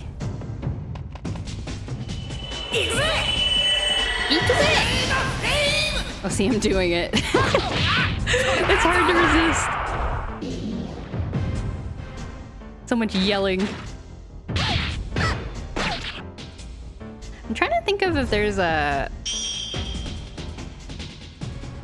There's more... Actually, a lot of Ghibli movies I'm just kind of okay with. I think they're very beautiful. But, I don't know. I just kind of like... I like mildly like them. Which I think is not what most people feel. Which is totally fine.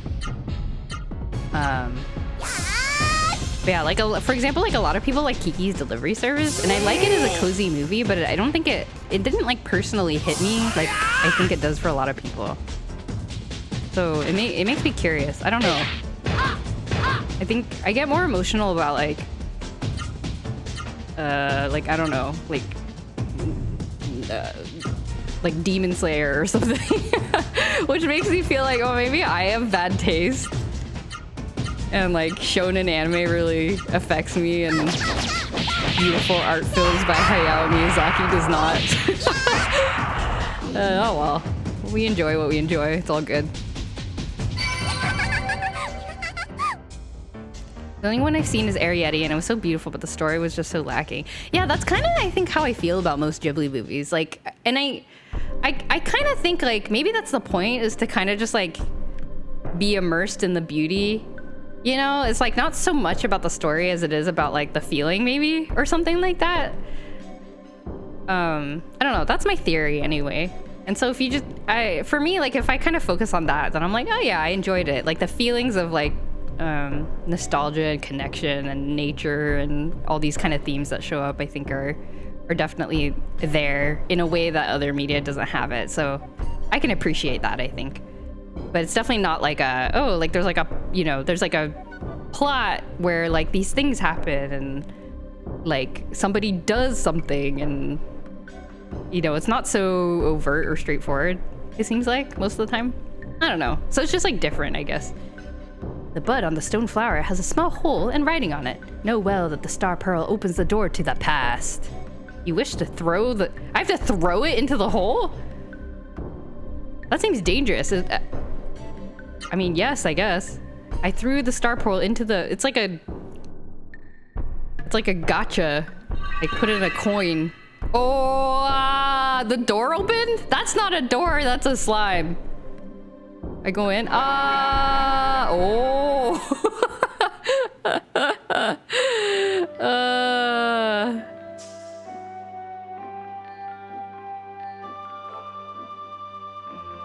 Okay. Where are we? What is this? Short version is that the movie came out during a time in Japan when youth rebellion was a big deal. Seen in films like Akira, and the creator of Girl the Fireflies, Isao Takahata, felt that young people needed to be taught about the horrors their elders experienced. Oh, yeah, literal boomer take. Like, I see. Like, you young whippersnappers.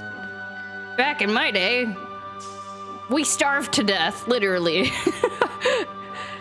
Which sounds agreeable on paper, but the actual intent was more of a, you darn kids need to respect your elders and stop trying to be your own people so much. Yeah. Ooh, yeah, that feels bad. What is this place? This is so weird. It's like these like weird platforms. Ooh, a hole in the wall. It kind of looks like I'm inside of a Genesis tree. Like, that's what it sort of looks like in here. A chest. Somebody left a treasure just for me. A healing flower. Okay. Cool. I don't love to admit it, but I feel similarly about Ghibli films. A Nova is here. Get it. Okay, so there's more of us who are just kind of like neutral about Ghibli films than I thought. I thought it was just me. I was like, am I the weird one? I guess it's kind of a more common feeling than I expected.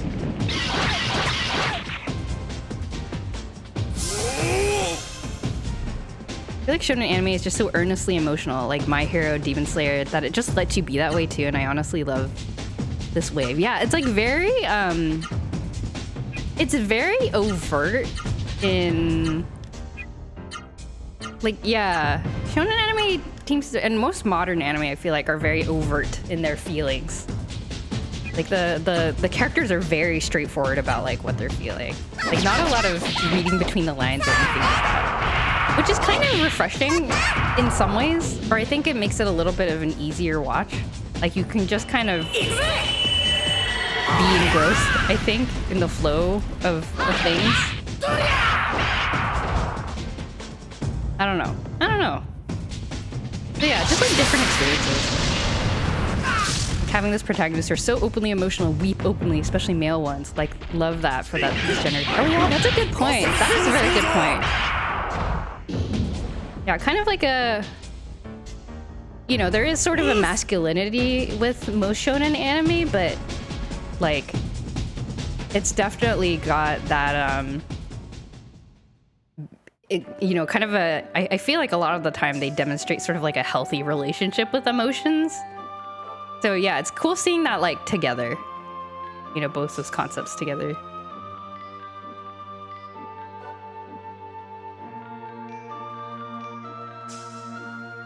Let's see. Some of them are just outright bad movies. Only Yesterday and Tales of Earthsea. Oh my gosh, I watched Earthsea, and I remembered being like, I don't understand this movie. I was like, what's happening?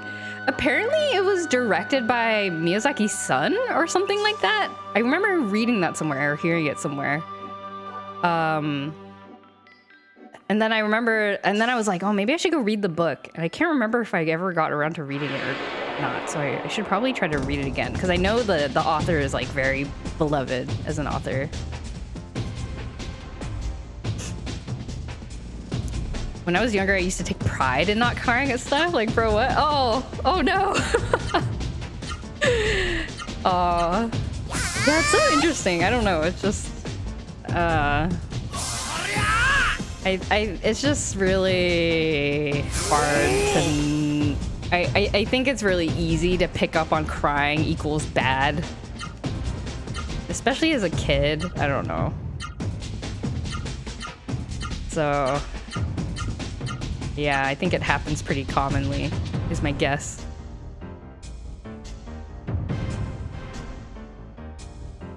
His Goro Miyazaki's dad actually walked out of his son's purse. I remember, yeah, I think I remember that factoid. I've read that somewhere. They later made up, don't worry. Oh, okay, good. That's good. They took some liberties to make it fit into a single film. Oh, wow. That seems like a really difficult thing to do.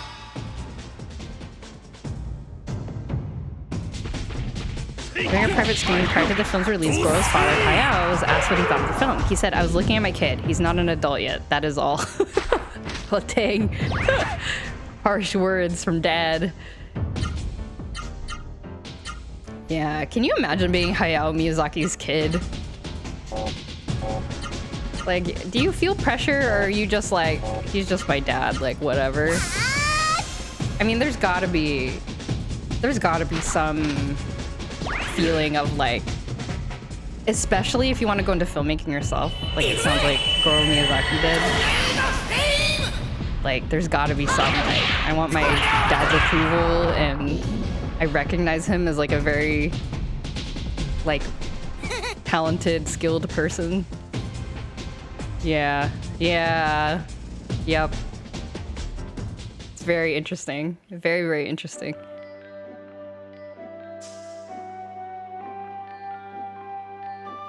Okay,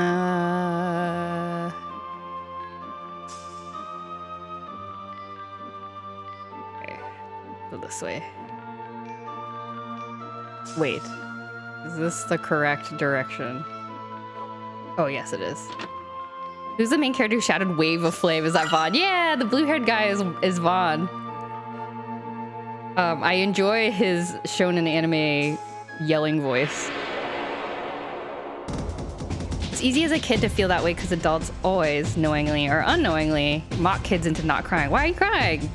Isn't a good question to ask a child who isn't fully capable of understanding their feelings of frustration. Yeah, yep. 100%. Like, and you can kind of, you know, some adults are better about it than others.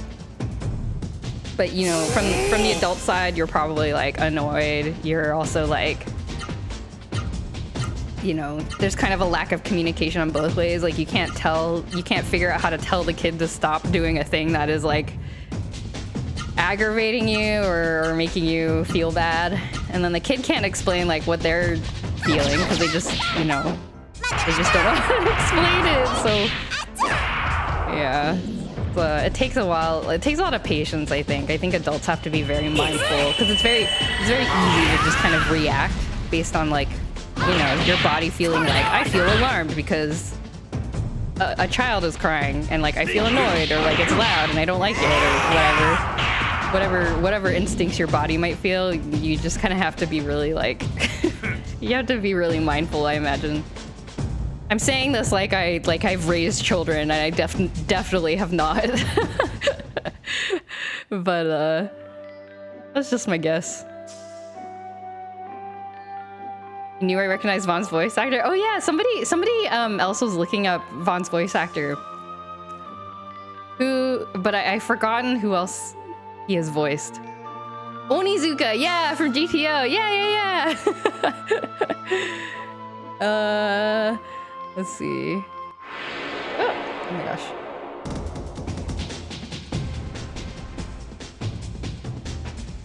Apparently, Noah's voice actor, the girl, she apparently like retired. She like hasn't voiced anybody since this game. She like retired or disappeared, you know, just quit the industry, I guess.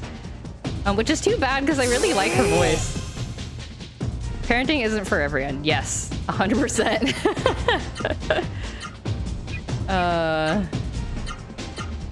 I definitely, I do not want to be I am totally happy raising my cat as my child. I feel like the emotional, I don't think I'd be a very good parent. I think I would get overwhelmed very quickly and that wouldn't be good for anybody.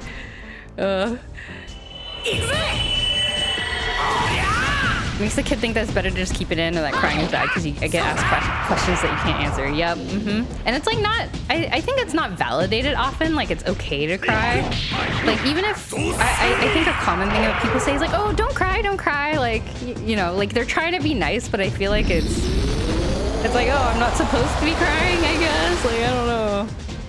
So I think that's one like well-meaning thing that people say that tends to be kind of like not super helpful, I think, in the long run. Well, this is scary. Rot. Damn rot. Yeah, but I don't know. It's hard. It's hard. I mean, this isn't just between like you know, adults and kids. It's also, I think, between people of any age. It's just hard. It's hard to understand how people are feeling and how to react in the right way and stuff. And people make mistakes. What is this? I need to heal. I will heal myself.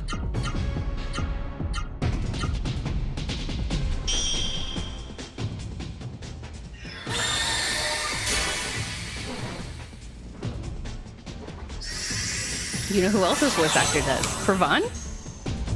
Tell me. Reveal the secrets. He's the go-to dub voice for Jack Black in Japan. Oh, Jack Black! Cool. That's amazing. Yosha! It's interesting because I will only, I think if I've never watched GTO or Jack Black, but so if I ever watch something that this voice actor, something else that this voice actor has done, I'm gonna be like, oh, that's Vaughn. Like I only know him as Vaughn. Got a wonder elixir. I should be using some of these elixirs. They're like permanent stat boosts. I should probably be using them. Oh my god, I've been streaming for 3.5 hours. I should end soon. But I need to get to like a save point. Is this where I'm supposed to go? Or I can head left until you get to that. Okay. Oh, I love GTO. Very classic 90s anime. Yes, I have friends who are very much fans of GTO. Actually, they watched it in. I have my college friends watched it in college. Like they all like watched it together. And I was like, do you think I would like? Like I asked them, I was like, do you think I would like it? And they were like, They're like, probably not. I was like more prim and proper back then. They're like, yeah, it's kind of perverted. Like, I don't know if you would like. They're like, if you like that kind of thing, you might like it, but we're guessing that you might not. And I was like, oh, okay. And then I was just like, oh, okay, never mind. I never came around to watching it. GTO, Grand Theft Auto. Grand Theft Auto. It's very horny, but also super heartwarming. Yes, yes. I love those kinds of stories. Like, kind of a rascal with heart of gold connects with other rascals and sort of shows them the goodness of humanity. I have there's another show that is kind of similar, I think, in concept called what's it called? I watched it as a drama, but I think it is originally a manga. what is it called? Oh, Gokuzen? Gokuzen.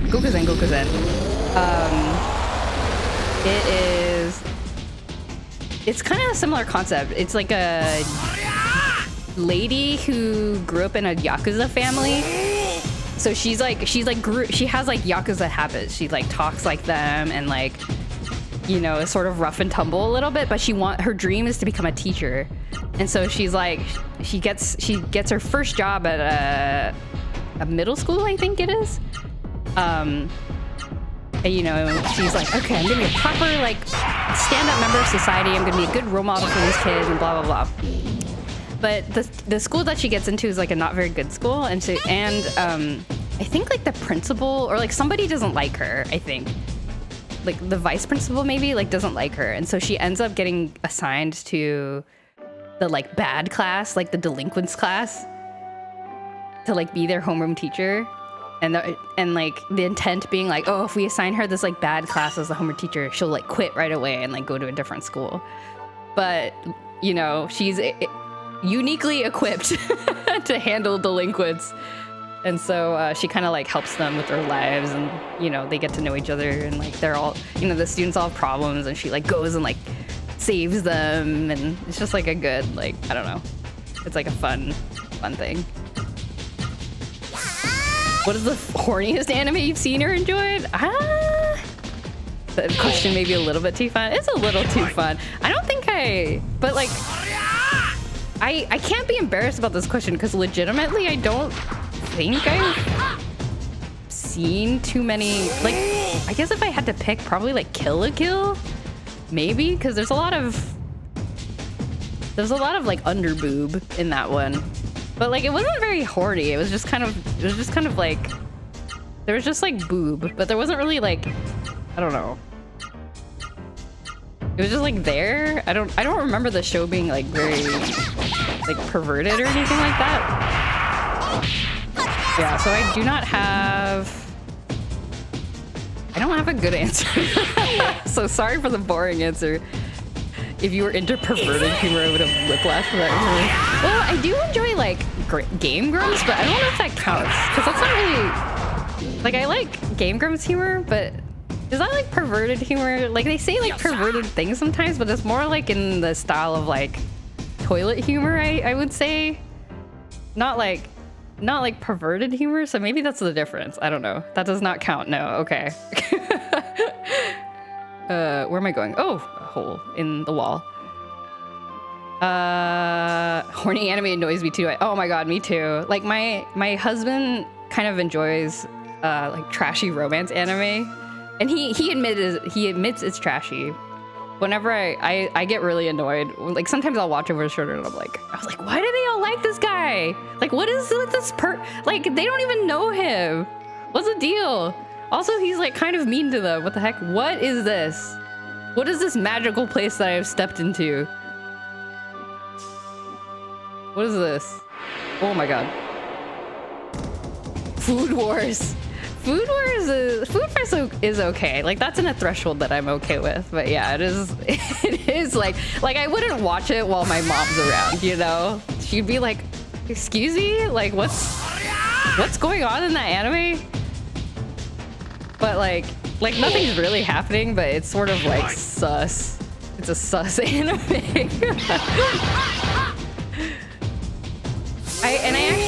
I did watch actually a couple seasons of it. I forget how far I got, but I kind of dropped off because I don't know. I just like lost interest.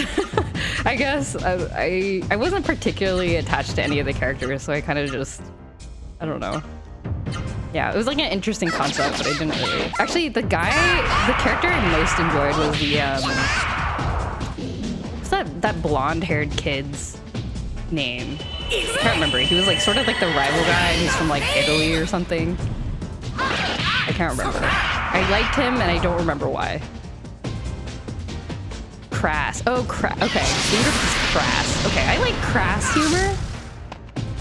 I think I enjoy that sometimes. Yeah. I get why people like trashy runs, but I cannot. I know. I understand. I just can't. I don't know. I mean, I never really liked it in the first place. It just was like not something I was into, but Yeah, I don't know. I think I get really like my husband says it's because I thought I was falling to my death. How do I leave this place? Ah, okay. My husband says it's because he enjoys the little like he likes the cutesy like romance scenarios, you know, that kind of like fantasy high school life that nobody really has. I think he enjoys that. But I get mad. I'm like, girl, you can do better. This dude is not worth your time. Takumi Aldini, yeah, Aldini, such a funny name. Takumi Aldini. When I heard of Food Wars, I thought it might be similar to an old fave of mine, Cooking Master Boy. Wait, is that the food fighting show that was on 4Kids for a very brief time in the United States, or is that something else? Oh, that was called Food Fighters. Never mind. Maybe that's a different anime. It wasn't, and I couldn't get into the reactions. Yeah. I feel like most anime is made for people who want to indulge in like romance or homey fiction, but I'm Arrow Ace, so I just end up feeling kind of out of place. I mean, yeah, that makes sense. That makes sense. Yeah, I'm very picky about romance. Like even in animes whose main thing is not romance, like I'm very picky about romance occurring in shows. I don't know why. Like I don't know what this comes from. Maybe I don't know if that like reflects my real life in some way. Like maybe I'm very picky about it in real life or something. I don't know, but I'm very picky about romance in general when it comes to fiction. I get like very angry about it. I'm like, stop! Like this is also the reason why I can't watch K-dramas. I'm sure there are good K-dramas out there, but like the ones I've tried, I'm like I can't get over how like non-communicative these people are, or like, you know, there's some misunderstanding and it's like just frustrating. I'm like, why? I have no idea I was still living in the Philippines at the time. Ah, okay. Maybe it is the same thing. I'll have to look it up. It like unlocked like a very brief memory of me watching Food Fighters, and it was on 4Kids, and all I remember is that the fried rice. Oh no, there was a spaghetti monster, and they're like Pokemon. Like the food don't speak English, but they have like catchphrases, and there was like a spaghetti monster that was like spaghetti about it, and it was like voiced by the same voice actor as Joey from Yu-Gi-Oh. It was like spaghetti about it in the Brooklyn accent. The song was like a parody of like the intro song was like it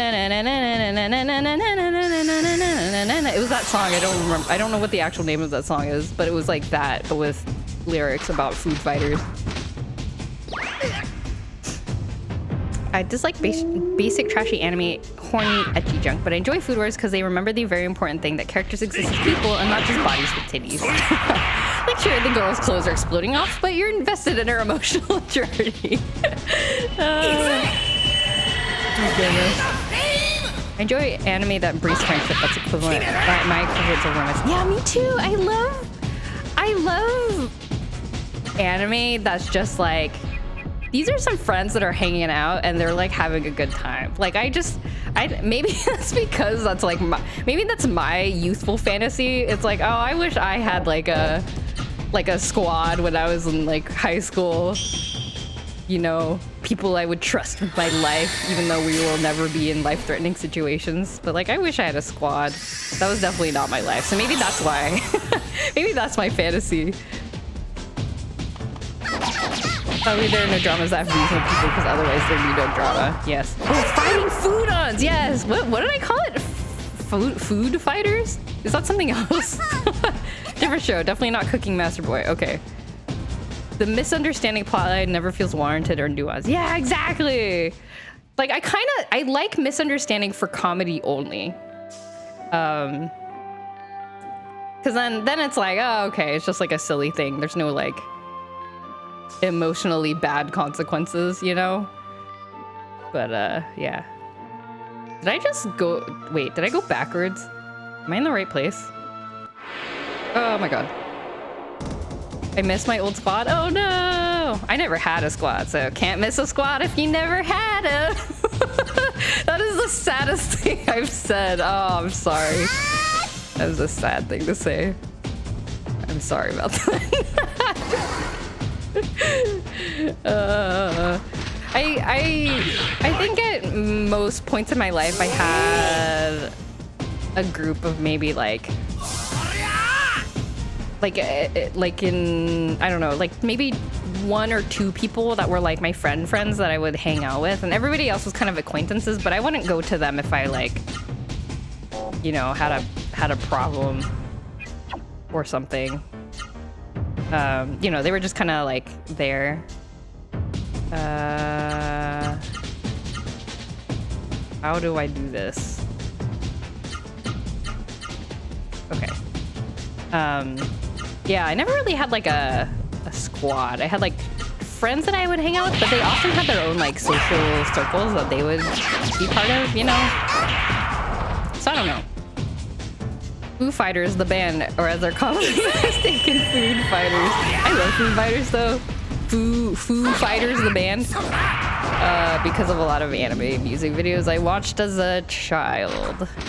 And the music made an impression on my heart and mind.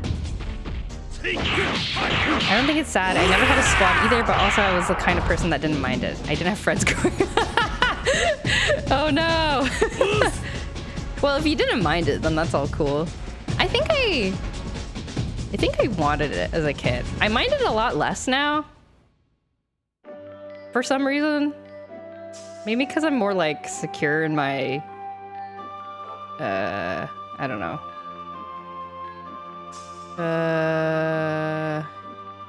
Whoa, where do I go? This way? Oh! Wait, did I just go backwards? Oh my god, I just went backwards. Oh, I went backwards. I'm a fool! I'm a fool! Never really bothered me. It's having some repercussions now. Making friends would do. But oh. Yeah, as long as you're happy. That's all that really matters. You don't need to, you know, you don't need to make friends just because it feels like you're supposed to, you know? I think it's all good. My squad, I suppose it's online now. Hard when everyone's moved away and you work from home. That's true.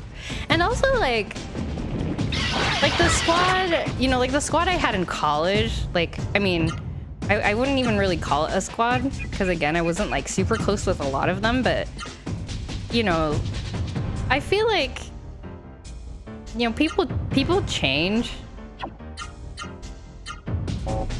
People change, and so like, even if you hung out with the same squad today, you might find that like, oh, you don't really click with these people as much as you used to. And they might feel the same about you, right? So it's like, it was very good for that time that it happened.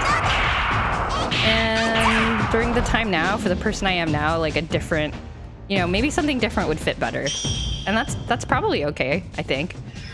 But then also, I mean, on the flip side though, like you hear stories about like, oh, we've been friends for like 5 billion years and like, you know, we're like thick and thin, always together. And I'm like, oh man, I wish I had that. I wish I had a die and ride friend. Die or ride friend, that's the phrase. Yeah, you kind of drift apart in terms of interest. Yeah, like, which is like totally normal, you know, but you know, it is sad to be like, ah, yeah, that's like not a thing anymore. It's like kind of locked in time at that time. That reminds me of like, I went and got my hair done a couple days ago at like a salon I had never been to before. Because I wanted to, I'm going on a trip soon in like 2 weeks, where my in-laws want to take pictures.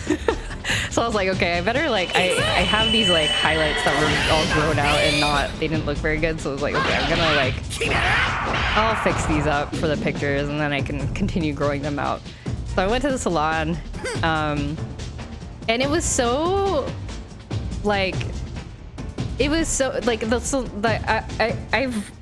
never been to a salon where the salon people there were like not friendly. Like they were definitely friendly, but they were the most like, when you think of a salon, you think of like sassy, like the stereotype is like, oh, sassy like salon ladies who are like always, you know, they're cracking jokes and like they're being extremely social. And like you think that's like a stereotype, but I went to the salon and it was like actually like that. Like the ladies were like, it was 3 ladies who were working there and they were just like having a good time. There was one other client. It was me and like another client who was on the other side of this like small little salon. And they were just like hyping each other up. Like the lady was doing my hair and then another lady came over. She's like, oh my God, that looks so good. Like, oh, and what about if you do this and this? I'm like, good idea. I should do that. And I was like, oh my God, what is this? Like the teamwork in this salon is off the charts. I can feel it. It's crazy. And so I don't know. It was just like a very wholesome time. And then I found out later that, as we were like talking, that I guess they all went to beauty school together like years ago, and then they kind of split up and like did their own stuff for a while. But then one of them was like, oh hey, I'm like opening a salon like in this new place, like do you two want to join me? And they're like, oh yeah, sure. Like and it just kind of worked out timing wise. Like they were kind of, you know, wanting to move away from the things that they had been doing, and so they kind of like they rebanded. The squad came back together. They reunited, and now they're like having a great time working in the salon, like 3 best friends. I was like, oh my God. It was very wholesome.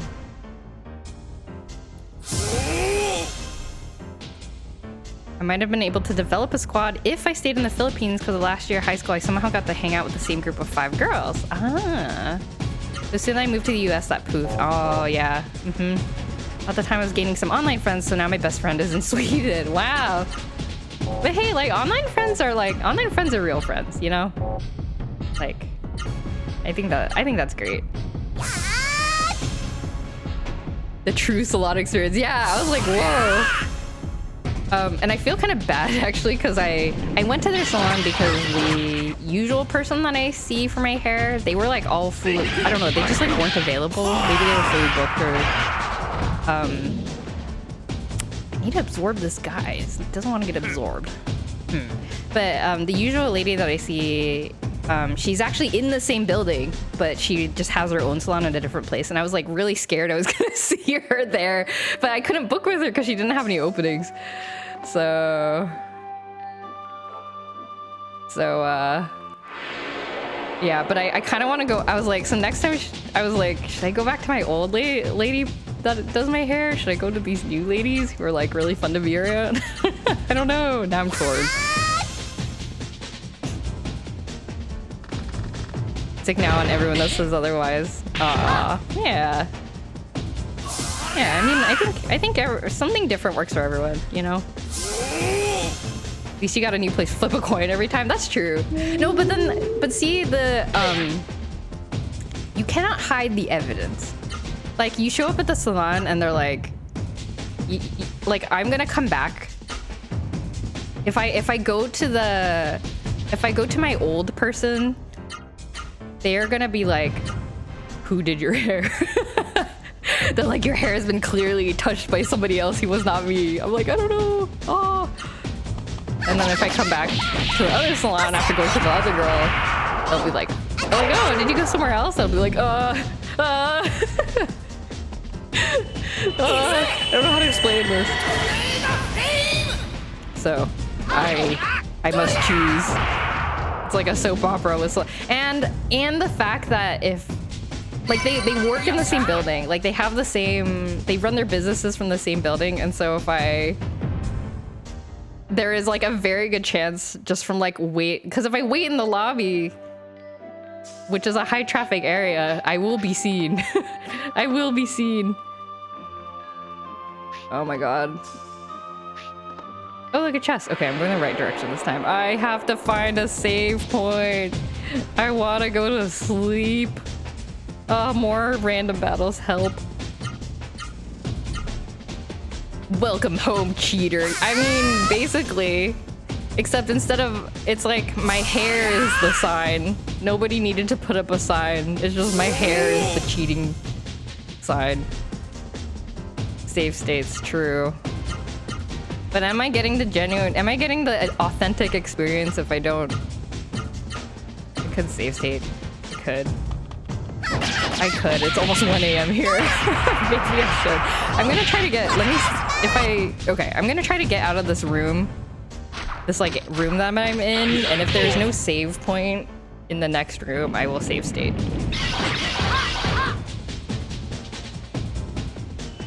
Yeah, I gotta get sleep because I think I mentioned it earlier in the stream, but I'm going to a LARP tomorrow. So I won't be streaming tomorrow. Oh, I absorbed it, yay. If you want the real experience, just leave it on. Oh my god, I did that with, I remember doing that with Final Fantasy IX. I was like trying to beat a boss and was taking forever, so I like left it on. And then I think my dad turned it off later because he was like, oh, why is this on? I'll just turn it off. Because, you know, he was trying to save energy. And I was like, no! But anyway, tomorrow I'm going to a LARP. I need energy. And also I haven't like fully read my character sheet that I was given. So I need to like, I don't know, I need to do that.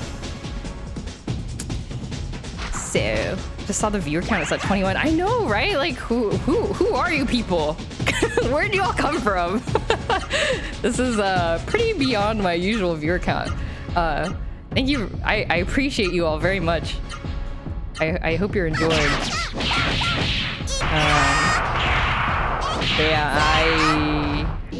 I want my brain to be in tip-top shape because I'm gonna be stressed. I know I'm gonna be like nervous and stressed about improv acting. All 21 Legaia fans I know all 21 Legaia fans that exist on the internet are here right now.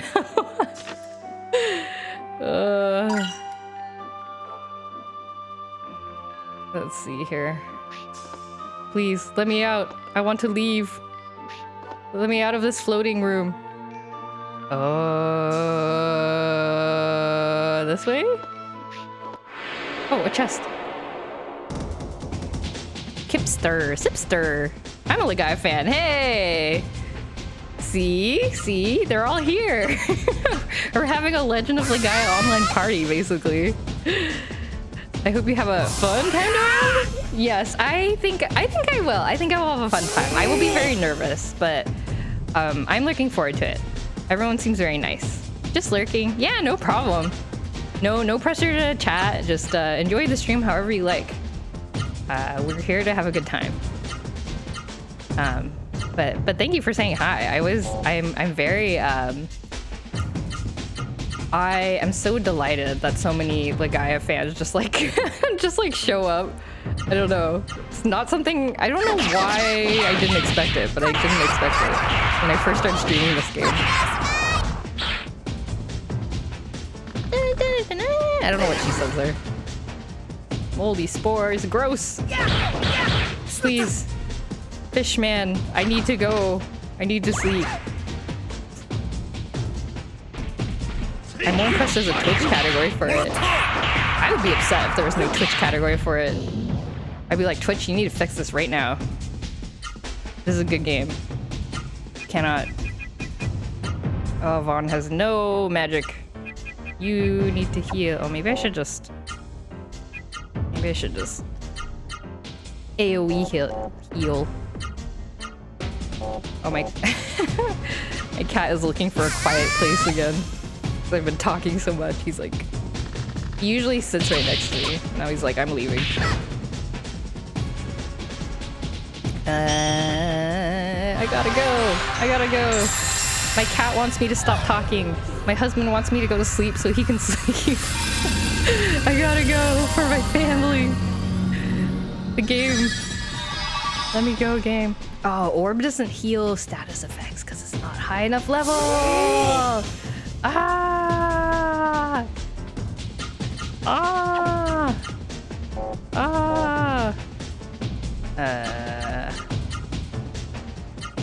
Okay, we'll just leave on out of this turn.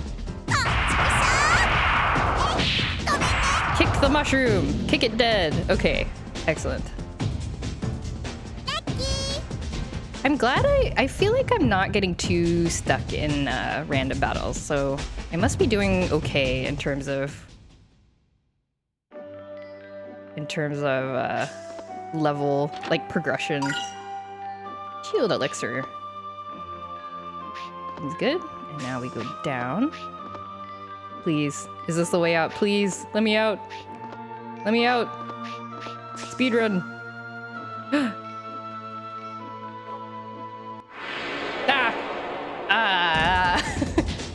But I think I'm the walkthrough seems to think I'm almost to the end of this little section, so I gotta go. I like the marble green leggings. Oh yeah, she always has like cool patterns for her clothes. Noah does. I like seeing their clothes change. Whoa. Fire blow. What should I add? Wait, oh, can, what was this super art again? Can it fit? Down, right, up, down, left. No, it doesn't fit. Curses. So close.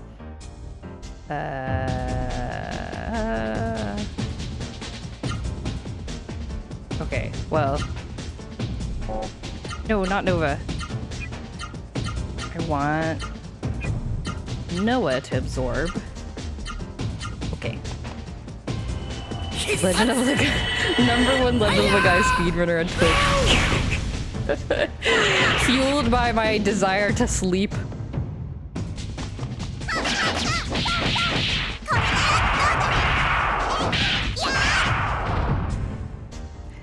My husband had requested me if I end up streaming past midnight, I should whisper. And we kind of joked about it on a previous stream, but now I'm like, so I'm thinking about it because he asked me to do it, and now I'm scared, or not scared. I'm embarrassed.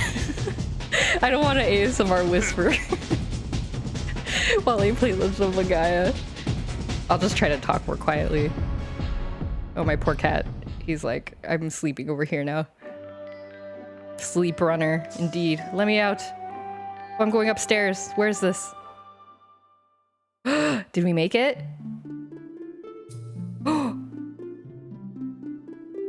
Ow! On Gala, over here. There's a whole lot of people here. Oh, I vaguely remember this. There's a save point! Yeah! Ah, these must be the caverns under Octum. Why is Gala, like, not surprised? Isn't this, like, really crazy? Octum? That means Hari must be here. He's the one who can tell me what my dreams mean. He must be here, right? Yeah. Hooray, Vaughn, let's go find Hari.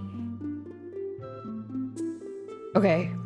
But first save point. Yes! Sweet release! I am free. I watched a lot of Legaia streams over the past, I don't know, 8 years, but not a single ASMR Legaia stream. Wait, okay, let's practice. I know I want to go to sleep, but like, okay. Hi, everybody, Can you even hear me if I whisper? We finally reached Octum Underground. I'm gonna save here, and it looks like they're living on some sort of islands that are connected. It's kind of weird because Jeremy also looked like this. I don't know if this is just like a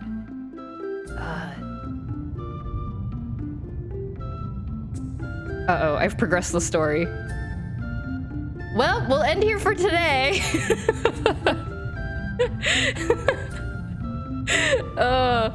Okay, well, let's end it here for today. I do not want to progress the story right now. But thanks again for everyone for hanging out. I feel like a lot of stuff happened. We met so many characters. We met Kara. We read some books. We met the Delilahs, who seem to be in cahoots with Zeto and whatever his deal is. We had a lot of people in chat, which makes me really happy. It was fun chatting with all of you. Octum is in California. Oh my goodness. We saw in chat, we saw a serendipitous meeting of two people who knew each other. but did not come to the stream together, so that was very entertaining. Thank you all. I will not be streaming tomorrow because I'm doing that LARP. But on Sunday, instead of doing an art stream, I'm planning to do Harvest Moon stream.